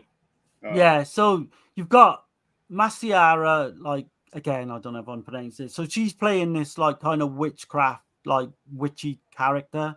And she doesn't get on well with these young boys. They're all kind of like you say, they're smoking, they're peeping toms, they're all the bad shit you can get in the desecrating her shit that she's got set up too. You know, and she kind of falls out with them and puts like some kind of fucking curse on them. I think I'll break you. That's where break she's looking you, all crazy and shit. Like, yeah. And like I say, so we get like Boucher's character comes into it as well. Barbara Boucher, fucking stunning actress, obviously. I don't want. But one of her early scenes, like, or I think it may be the first scene, is she's completely stark it's the naked. first time you see her. Yeah. Man, like even now, that fucking scene is like one of the best. Like, oh man, it's just she's naked. She's like, she's never looked better. Probably she's in her prime. Yeah, and the little boy is like, so his mother is like her, I guess, housemaid servant kind of person. Yeah. And then I guess he is too, to help his mother. Right. So he's bringing her some orange juice. Yeah. And his fucking hands are trembling as he's going up there. Yeah, because he sees through that little, it's like this trippy glass water thing. Yeah. And he sees through it and he sees her naked and she is completely naked in that scene as well. And these boys are around 12, so they're like preteen, right? Right, yeah. Because she teases him about how many girls you've been with. Yeah. They did actually use a midget in that scene. Yeah. Because they couldn't do it obviously. A little person, right? Yeah. It's a midget. Midget, little person, whatever. Yeah. So you've got that. She's like kind of seducing this young boy. It's really weird, man. When you first watch it, you're like, shit. I think she's just fucking with him though. She's fucking with him, I think. Yeah. I don't think she'd go ahead and do it. But I know they got in a big shit over that. I can imagine, yeah. Yeah, there was a big ass ordeal over that, and like people were not happy about that shit at all. Right. When this came you can out, see as well. So. Yeah. And you got Thomas Millian as well. He turns up as like a reporter. But so basically one of the young boys now, they're kind of all in this little gang, in there, there's a priest, Alberto, I think it is. Don Alberto. Don Alberto, and he kind of like looks after these young boys and tries to put them on the right path. Yeah, he's really, really nice. Yeah, he plays football with them in the streets and all that. He's kind of like a Peter Pan kind of character. Like he's almost like they are. He's like a little kid himself. Exactly. Yeah. Because he's very young for a priest. Played by the excellent Mark Perel. Absolutely fucking. And I've never got the vibe that is any kind of pervy shit with that character. Have you? No, but obviously I've heard people say that, but I've never. Yeah, I think the actual explanation is just the way that, like you say, I don't think it's any perviness. I just think it's just him trying to set them on the straight and narrow. And I mean, if I've spoiled it, we'll probably. Well, we're gonna.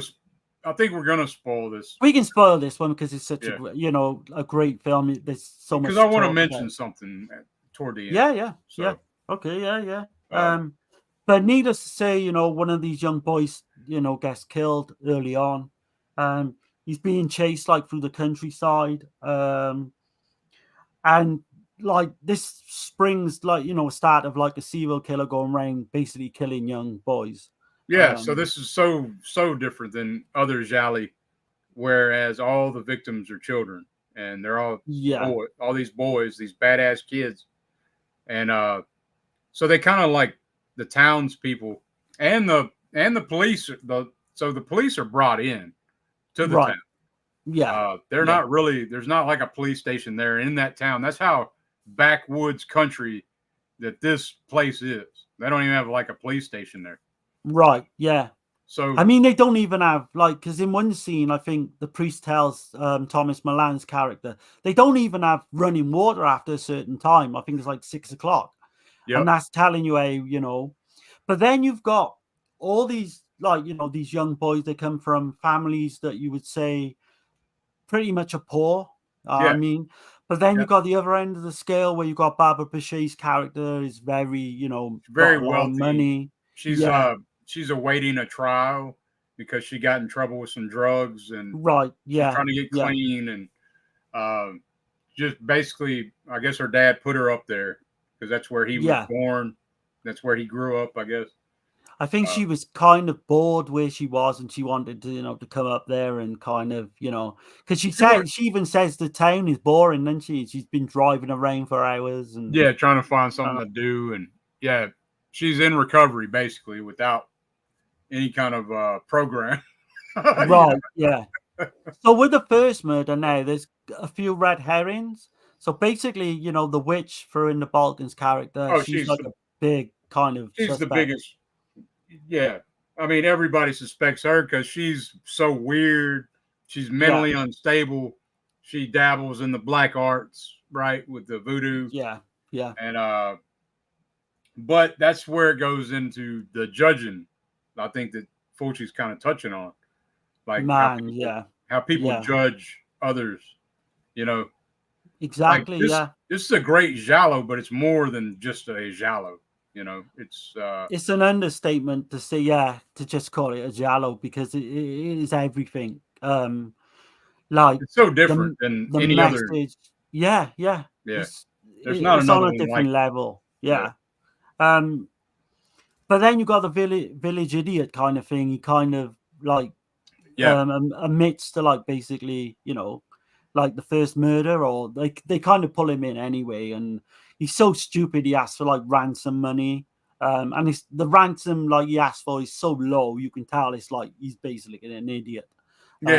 He's the village idiot. He's trying to spy on these guys having sex with these these obese prostitutes. I was like, what the hell? The kids are watching too. Like they're peeping in on them too. Right. Yeah. Fulci don't hold back with any of that shit. Yeah. The kids even even the killing of the kids, we see the aftermath on a few, but we certainly see the one boy and he gets like killed in full view. Right. But so you've got that going on. You've got like everyone like it's kind of become a suspect in a way, because even Fulci's character is like it's filmed in such a way where even she comes into like suspicion, I think, at some point. I think I suspected her. I really did. Like when I first saw I did as well. Yeah. I thought she was, especially with that scene, where the opening scene where you see her, with that boy, the way she is acting with him. So it kind of puts her like definitely in like, you think it's her type of thing. None of the deaths, like you say, are sexually motivated. But what Macabre does do is like when she puts a curse on these boys, she completely like up front with the police and said, I killed them. But she didn't say how she killed them. She says, I brought death to them. Yeah. So they're all, she's obviously the big number one suspect. But then they're asking how she did it. And they're, she says she didn't strangle him. And they're like, oh, so then they start figuring out, okay, she didn't do it, Right. Yeah. So they release her. Well, that's probably the worst thing they could have done when they release her. I mean, I actually think, right, and I first read, because I got to give credit to Troy Howard, because he mentions the scene with Florinda Balkan's death scene, is one of the best scenes ever made. Right. I can't argue. I think it's my favorite scene. And that sounds really crazy to say that, because it is such a fucking powerful... with the music and everything. It's so real. It looks so real. The way she is absolutely beaten to death, basically. It's cold. It's fucking heartless. And then when the music comes into it, like you say, and just and then when she's crawling away and she's on the side of the road, you see like this family in a car, and they just like drive right past her. Like they don't even acknowledge that this woman's lying, bleeding, dying, with her hand on a rock, and there's blood all over it. And it's heartbreaking. Even like watching it, and I've seen this film so many times, I can't even remember how many. Right. It still fucking gets to me. And you can already tell that she's already severely depressed from the loss of her child. Right. Exactly. Yeah. So these characters are so fleshed out, as especially her character. But the way it's done because they put the music on in this car, don't they, like stereo, so it overdrowns her screams, basically. and then that one song comes on towards the end, and it's like a slow. Yeah. I play that now, like on YouTube on a playlist. Yeah, I was now, listening to it earlier after I watched Don't Torture a Duckling, and man. the menu was on, and it plays that song like over and over. For anyone who's not seen this film, like just check that scene out, man. It is just. I'll just watch the whole film. Yeah. There's no way that that's not his best scene that he's ever directed. Do you think? Can you think of anything else? I don't know, man. That's hard to say because he's done so many great. I'm trying to think though. That's the thing. I'm trying to think anything that comes close. I really appreciate the New York Ripper stalking scene. I think. Yeah. Maybe I don't know. I mean, I see what you're saying, but there's others I'd probably put above this. But it is a great scene. Yeah. So needless to say, you've got this reporter then, Thomas Millian's character. He's kind of investigating the murders. And he kind of teams up in a way, doesn't he, with Baba Boucher's character. What do you think about him? Do you think he's just, I mean, really, I think he's just there just to get the big story, right? Yeah. At first. And then he kind of gets sees involved. Patricia, and then he's thinking with his other head then. Oh God, yeah, absolutely, like you would as well. I don't think it would be. Yeah, she's just a knockout. I know I mentioned it earlier, but she's just a knockout in this film. Right. But yeah, you've got the same track, like you say, Resort Alani. Yeah. I'm trying to think how far we want to go, like, because basically. Hold on, let me catch the chat. Yeah, go on. I can kind of get to my notes then and see where we are. Pap says, great Mondo Macabre release, 4K coming soon. Awesome. I didn't know that. Oh, that's Lizard. He's on about Lizard, yeah? Yeah. He says the Street Show. Okay. Yeah, that's the one I got, of Lizard. And he says top Riz Ortolani score for Duckling. Yeah. Absolutely. Can't argue with that. One of my favorite scores of anything. The moth in head says party girl likes little boys. I don't think she does. I think she's just bored out of her mind. I think she's just teasing him basically. Yeah, man, if I was that little boy at fucking 12, I'd have been right in there. Yeah, and she's kind of just having fun with him, I think, which is very odd, but like yeah. So you not saying it's right. It's just no, it's not. I mean, it's not right on it. You just got to look at that image on the screen as well, like behind us, basically. Right. And I mean, all three of them are beautiful women in their own right. Yeah, for sure. Vulcan, I was surprised because in this one, and obviously Lizard, she's got her long hair because in Footprint she's really thin and she got shorter hair. Yeah. Oh man, she's a knockout in this. I think, even though she plays like a witch character, you like her and an outcast, mentally unstable. Yeah. It touches on that too with her and the mentally challenged little girl as well. Right, which comes into play big time. Yeah. Such a beautiful, like you said, I think Brazilian actress, man. Yeah, definitely. She could do it all. I love listening to her interview too, by the way. That's on Lizard. Yeah, she's still alive now as well. It's a great interview with her, like where she's speaking on. She had nothing but good things to say about Fulci for the most part. She like said in that scene, by the way, that Fulci kept saying, just a little longer. It's not going to take much longer, and he knew that she was very patient because that's the one thing that he loved about her. Yeah. But she said it went on for days. That scene where she's on the side of the road laying down and getting beat and everything. Yeah. He said that scene took days to shoot and it was hell. And that must have been harrowing to go through all that. Right. Like, even though it's make believe and it's a film, the way it's shot, it's just so realistic. It's one of the. She said that Fulci was very sweet to her though, and was like encouraging her. Yeah. And was like, and it's so. That's the thing with Fulci, I think. Like the people that were professional, that showed up, they did what they're told to do, he loved him, and the people that always tried to buck him on what he said, that's your ass then. I mean, that's why they shit on him as well, because like Right. you say, they just didn't connect with him basically. But he Yeah. had a respect for a lot of his like leading like men and women. Yeah. But needless to say, so you've got all these deaths now of these young boys, you know. They're kind of they're obviously good friends with the priest, obviously, like I said. But what comes into play then is his family, in it. Like, so I think it's his mother and his sister, who's basically she's like they say she's retarded. I don't know if you can say that word now, really, but the little Yeah, she's girl, mentally handicapped for sure. mentally handicapped would be a better way. But they kind of come into play big time towards the end. I don't know how you want to. I don't know how you want to like. Well, if say about the we're end. gonna go all out, I gotta do the spoiler buzzer, man. So Yeah. I'm gonna do that, I guess, because I really don't want to spoil this for people. I'm warning you now. Here's the first little warning. So we're getting that one, and then Right. we'll get the official one though.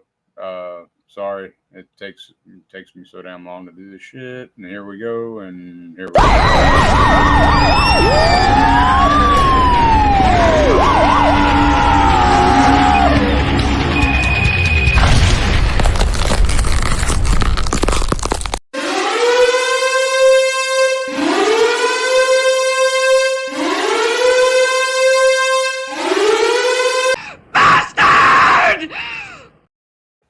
All right. Right. So, yeah, like you say, you can spoil it from now on. But I do want, there's two things I do want to mention, right? So, Irene Pappas, right, who plays the mother of the priest. Yeah. Right. This is really funny, actually. So, on set, right? Yeah. When she saw Thomas Millian on set, she completely had the hots for him, and she was throughout filming, she was trying to get him to basically trying to get in his underpants. Trying to get it on, huh? Yeah, trying to get it on with him. And he was fucking standoffish from her and trying to get away from her. Yeah, I could imagine though. That'd be funny. Yeah. Which another thing as well on set. So Barbara Boucher, she kind of there's this one guy working behind the, kind of a crew member. Yeah. And she kind of took a fancy to him, and she said, like, basically they ended up sleeping together throughout the whole shoot. She kind of had like this little mini affair with him as well. So what a lucky guy. I don't know who he is. But I just want to get that out there quickly. But hell yeah. So yeah, we find out then that basically the priest might as well just go all out. Yeah, Don Alberto, right? Alberto, yeah. So he's and the way that it's done though, before we go there. Yeah. So you're and this, you got to think, like, it's not fair to judge the film, like, because I heard somebody say some dumb shit, like they were like, I already figured it out. Well, this wasn't very commonplace when this film came out, right? Like, Yeah. This film and an Umberto Lenzi film, those two films made this kind of a trope in a lot of the genre. Exactly. Right? Yeah. So you can't really say that's a dumbass. It's not. It's like one of the originators, because Seven Bloodstained Orchids is what, same year, or is it same year? Yeah. Yeah, I think it's the same year, just a few months apart. Right. And I'm sure, like I don't really think that Fulci stole that idea. No, everyone else did though, because you got the Bloodstained Shadow. You've got all because there's quite a lot of them. The way that it's done though, like, and say that you had never seen that done in a film before, that had to be a jaw dropper. You know what I'm saying? Yeah. And then the way it leads up, it's making you start thinking that it's Don Alberto's mother. Exactly. Yeah. It's done so brilliant. It's misdirection at its best, like, and the actual, why he's doing it as well, basically, is there's no sexual motive. He's just basically wants to protect these young kids from all the In his smoking mind. and all the sex. And in his mind, he wants them to retain their innocence, and he don't want them to go to hell. So in his mind, he's sending them to heaven. It's such a twisted ass motive. And he plays it so well, Perel, as well. Yeah, you know, he does. Like you say, the motive is like nothing you've ever seen before. Like usually they'll just be like this sexual motive and all that. But or just some kind of crazy. That's why you kind of like him, though, don't you? Which he is crazy. He's got to be crazy to think. Yeah. You know? But he's likable, though, isn't he? Even when you know he's a killer towards the end. You just like the character. I mean, I do anyway. Yeah, and he's all like, in the little mentally handicapped girl. Yeah, she loves him because all these kids love him genuinely. Right. You know? Yeah. He's like very much a part of their life, and even though he can see the boys are kind of going on a bad track, but really they're just being kids, you know, at the end of the day. Yeah, yeah. And you know, so this is like Fulci's big middle finger, I think, to the church, you know. It is. It really is. And he's, I mean, yeah. I mean, I lost for words, man. I mean, basically, when his wife died, we touched upon earlier, like the Catholic Church basically turned its back on, you know, Fulci. Didn't want nothing to do with like suicide. That's right. Wife. That's right. They wouldn't bury her because she killed herself. Because this was his way, wasn't it? Of basically getting. Sorry to cut you off here. Go on. Oh no, you're good. I kind of cut you off. So yeah, it's fine. Back at the Catholic Church, but it's done like you say. The killer is so innocent in the way, you know, his motive. Like I don't know, man. He thinks he's doing the right thing. You know, that shot, right? There's a couple of shots actually, but there's that shot when he's up on the cliff with his sister, I presume, obviously, and he's got the twinkle in his eye. He's about to throw her off. Yeah. But there's another scene that I overlooked earlier on in the film, right? So, you know, when they're at the funeral of one of the boys, one of the characters comes out and says, the killer must be in the room. And then you see the fucking priest is the first person you see in that fucking after. And also when they're talking about the killer, he calls on the phone. Exactly. So the clues are there. The clues are there. That's what I was trying to say. Right. The whole ending, I mean, it's a 10 out of 10 for me. And I mean, people say with the ending, you know, so basically this priest, right, he has this fight, like really well staged fight actually with Thomas Millian on the top of a cliff with the young girl in peril. Yeah. And it's so odd because the one that's trying to save her, she don't want to go to. Exactly. She wants to go to death. Basically, that makes it more fucked up. Like, you know, the whole it's another layer of the suspense, you know. Going on, and it is hokey the way he falls off the cliff, right? And I love it. I love it personally. I do. And I think it adds sparks to it. Flying shit too. Yeah. Right. Yeah. Which is like, you know, I think that's some Fulci humor in there. Yeah. It had to be. There's a charm to it, I think. Now put a spark in there, you know, what's going on. Like, you know, I can just see him saying that shit, you know, or something like. And so this was 72. So what was his next film after this? Was it The Psychic? Because he starts and ends the film with the dummy death in both, which is kind of like. I don't think there was one. I don't think it's The Psychic. I'm not sure. I think I read somewhere that it might be, but no, I didn't. Because this is 72. Psychic would be 77. I was thinking that he wouldn't have had 5 years off, would he? I don't know if you can quickly look that up, Dirk. Have you got your phone on? Yeah, I'm looking now. Yeah, because I was thinking that. I thought, I wasn't sure whether that was right because, but certainly horror films, you would say is his next one. For sure. Let's see.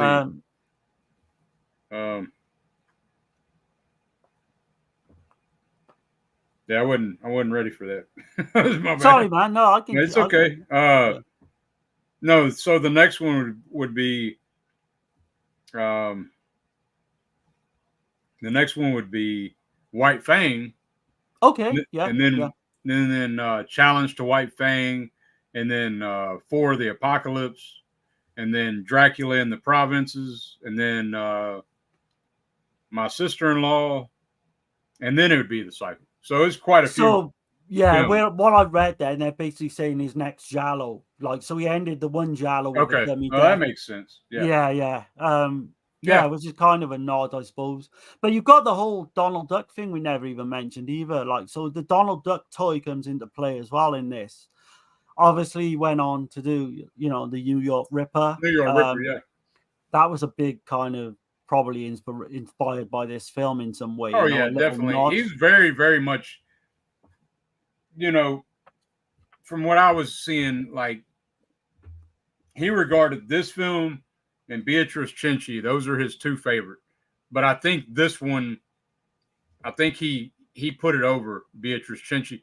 But even still, like, this was Beatrice Cenci was his wife's favorite film. So, but he very much proud of that. But I think he's just as proud of Don't Torture a Duckling, for sure. Rightly so as well. Yeah, rightly so. This come from this was inspired by a true story, man. You know, so a year before this was filmed, there was these child murders going on. Right. And I mean, like really young, you know, like 9-month-old babies were being killed. You know, and it was in the region of Apulia between September 1971 and June 1972. Because the last kind of child murder was literally 4 days after they completed filming this film. Yeah. And there was a lot of suspects. I don't think they caught the real culprit, but I think like a 9 and 10-year-old cousins, like of one of the female victims, were they thought it was them. Then they thought it was the grandmother in the real life case, of course. But they didn't come to any solution, which was kind of weird because it was around about the same time and carried on, you know, after this film. Damn.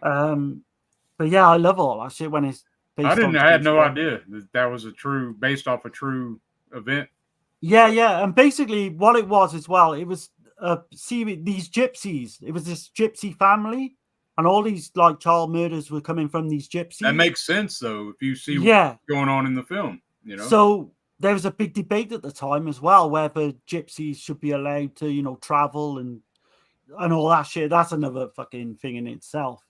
But yeah, like you said, so there was all that going on. Verinda Balkan's character, Masiara, was inspired by Dalia Lave's character in El Demio. So we just covered Whipping the Body. Yeah, so that's the lady from that. Yeah, the stunning actress from that. Which is, I thought was kind of cool. It's good when something comes together like that, you know? Il Dominio, I guess that means the demon, and I still need to see that. It has a great, from what I read, there's like this great spider walk scene, and that's 10 years before The Exorcist. Exorcist. Yeah. Oh wow, man, yeah. So, and knowing she's in it as well, so that kind of definitely got to see it. Yeah, definitely got to see that. Hold on, I'm gonna show this right quick, just to do it, since we're you know, we had one of the films had Barbara Boucher, and I'm gonna just throw it up here for just a second. Yeah, man. Yeah.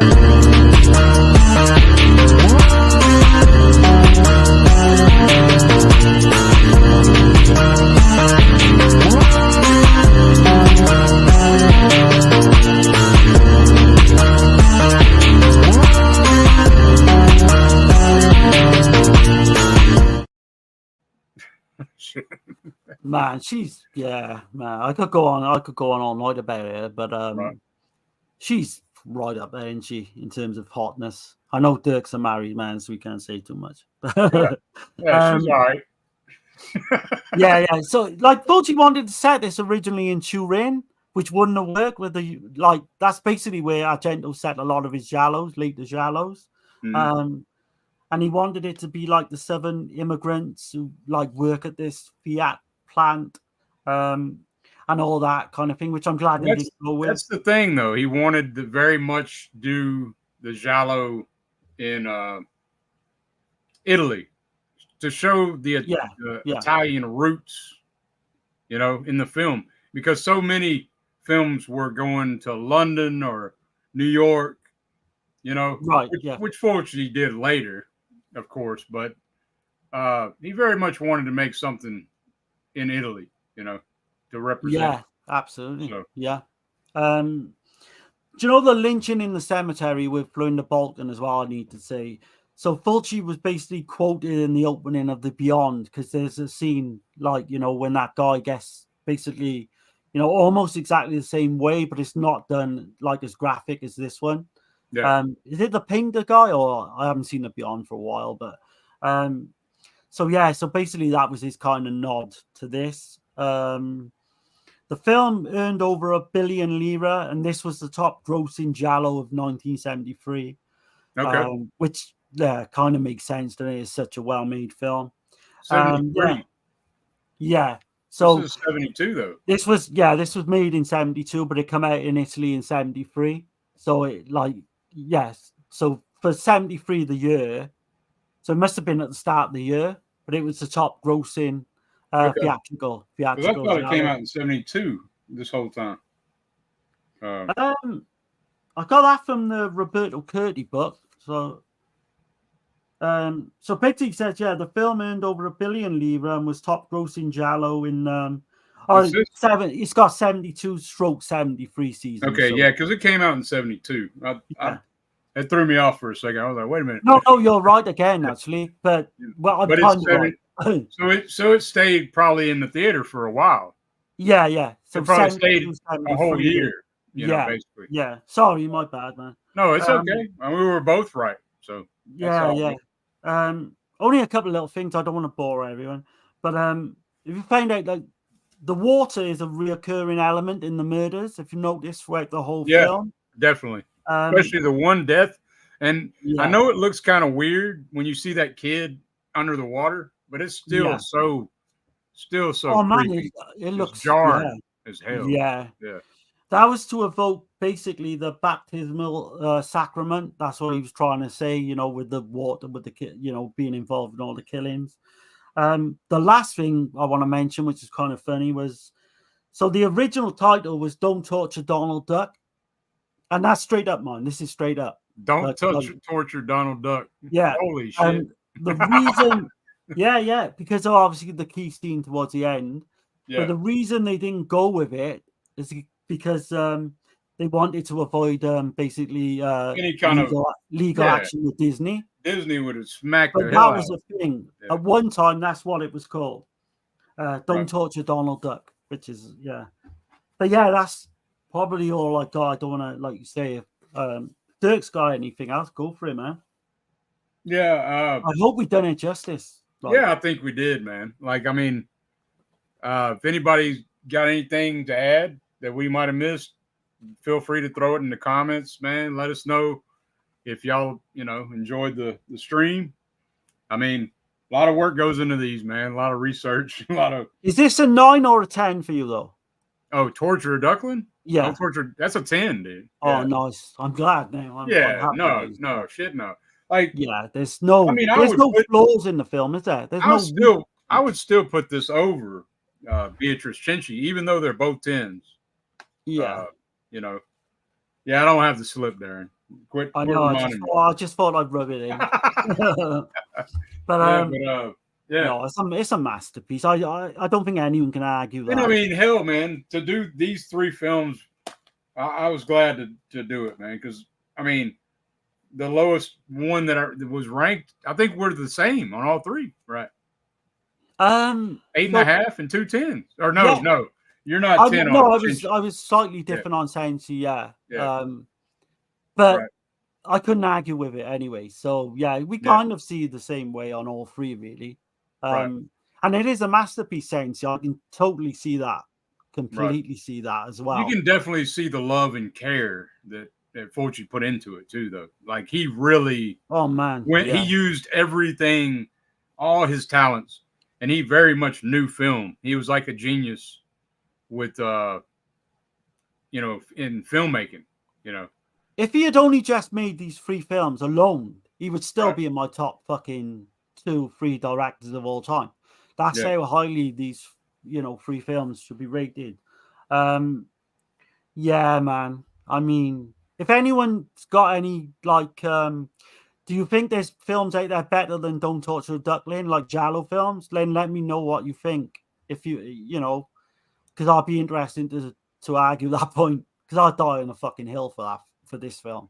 Texas says, funny, Darren, you mentioned Donald Duck because today is National Donald Duck Day. There you go. Yeah, well, hell yeah. It's worked out. It all lined up in the stars, right? Exactly. It was meant to be. Fulci looking down and probably having a bit of a laugh, but we've already covered the Quack Attack Maniac, so yeah, we did. Yeah, we did several that times, I think. on a versus, didn't we? But yeah, we got another really big show coming next week that I'm excited about too, as well. Definitely. Deodato was one of my favorite directors. We also got a video coming next week. Yeah. And it's this one here. We're doing the very first product review on the channel, which I thought was awesome, man. I'm honored to do it. I'm thankful for these guys. It's a brand new label, Celluloid Dreams, and we'll be reviewing Case of the Bloody Iris. Yeah. And so. Yeah. And a spoiler is that they knocked it out the fucking park. So anyone in the chat who's thinking about getting this, then don't sit on it. Right. And get it, like Dirk said, get it through the website as well. So buy it off their website, off Celluloid Dreams website. But we're gonna have a full review video coming. Should have it done by Wednesday. Hopefully, I can get it done. Everything and put out Wednesday night. Or Thursday morning, something like that. But right, support this company, man, because they got Black Belly or Tarantula coming out. Yes, and who knows if these two, because I presume this is doing really well sales wise. I think so. We want more and more. We want them to do more and more. Right. And hopefully, me and Dirk maybe can kind of get an interview with the guys as well. We'll see. I'm gonna try to reach out to them and see what they say. But that'd be pretty awesome because I love what I've seen. And they really did justice. I'm not going to show the rest of what they sent because, like I said, we got a full review coming. So stay peeled for that midweek onwards. So towards the latter end of next week. And I know other people have already done reviews, but we're kind of a little late to the game. But I'm still stoked to be able to do it. So yeah, absolutely. But yeah, man, you have a good rest of your weekend. Tomorrow's the start of a brand new work week, and let us know, man, in the comments. Like, subscribe if you got anything out of this. Yeah, man. Yeah, share it if you can as well on social media. And we'll be coming with some Ruggero Deodato next. Either Saturday or Sunday. Not sure yet, but yeah, we'll work it out. Yeah, keep your notifications on and try not to torture any ducklings out there, Right, absolutely. But we're out of here, y'all. Have a good one, guys.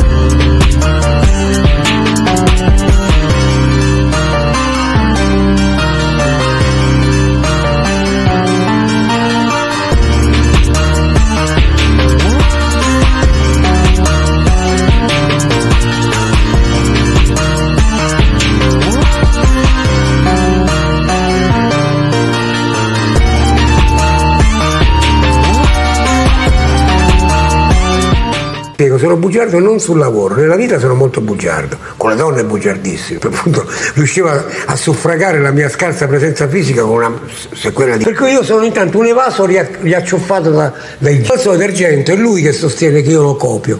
In realtà io non lo posso copiare perché io sono un mito, Argento è uno che vive negli incubi, Argento non deve dire, un mito, scherzo chiaramente. C'è la famosa battuta perché è De Fulci, credo, con le altre stelle a Fulci, noi le possiamo... Io credo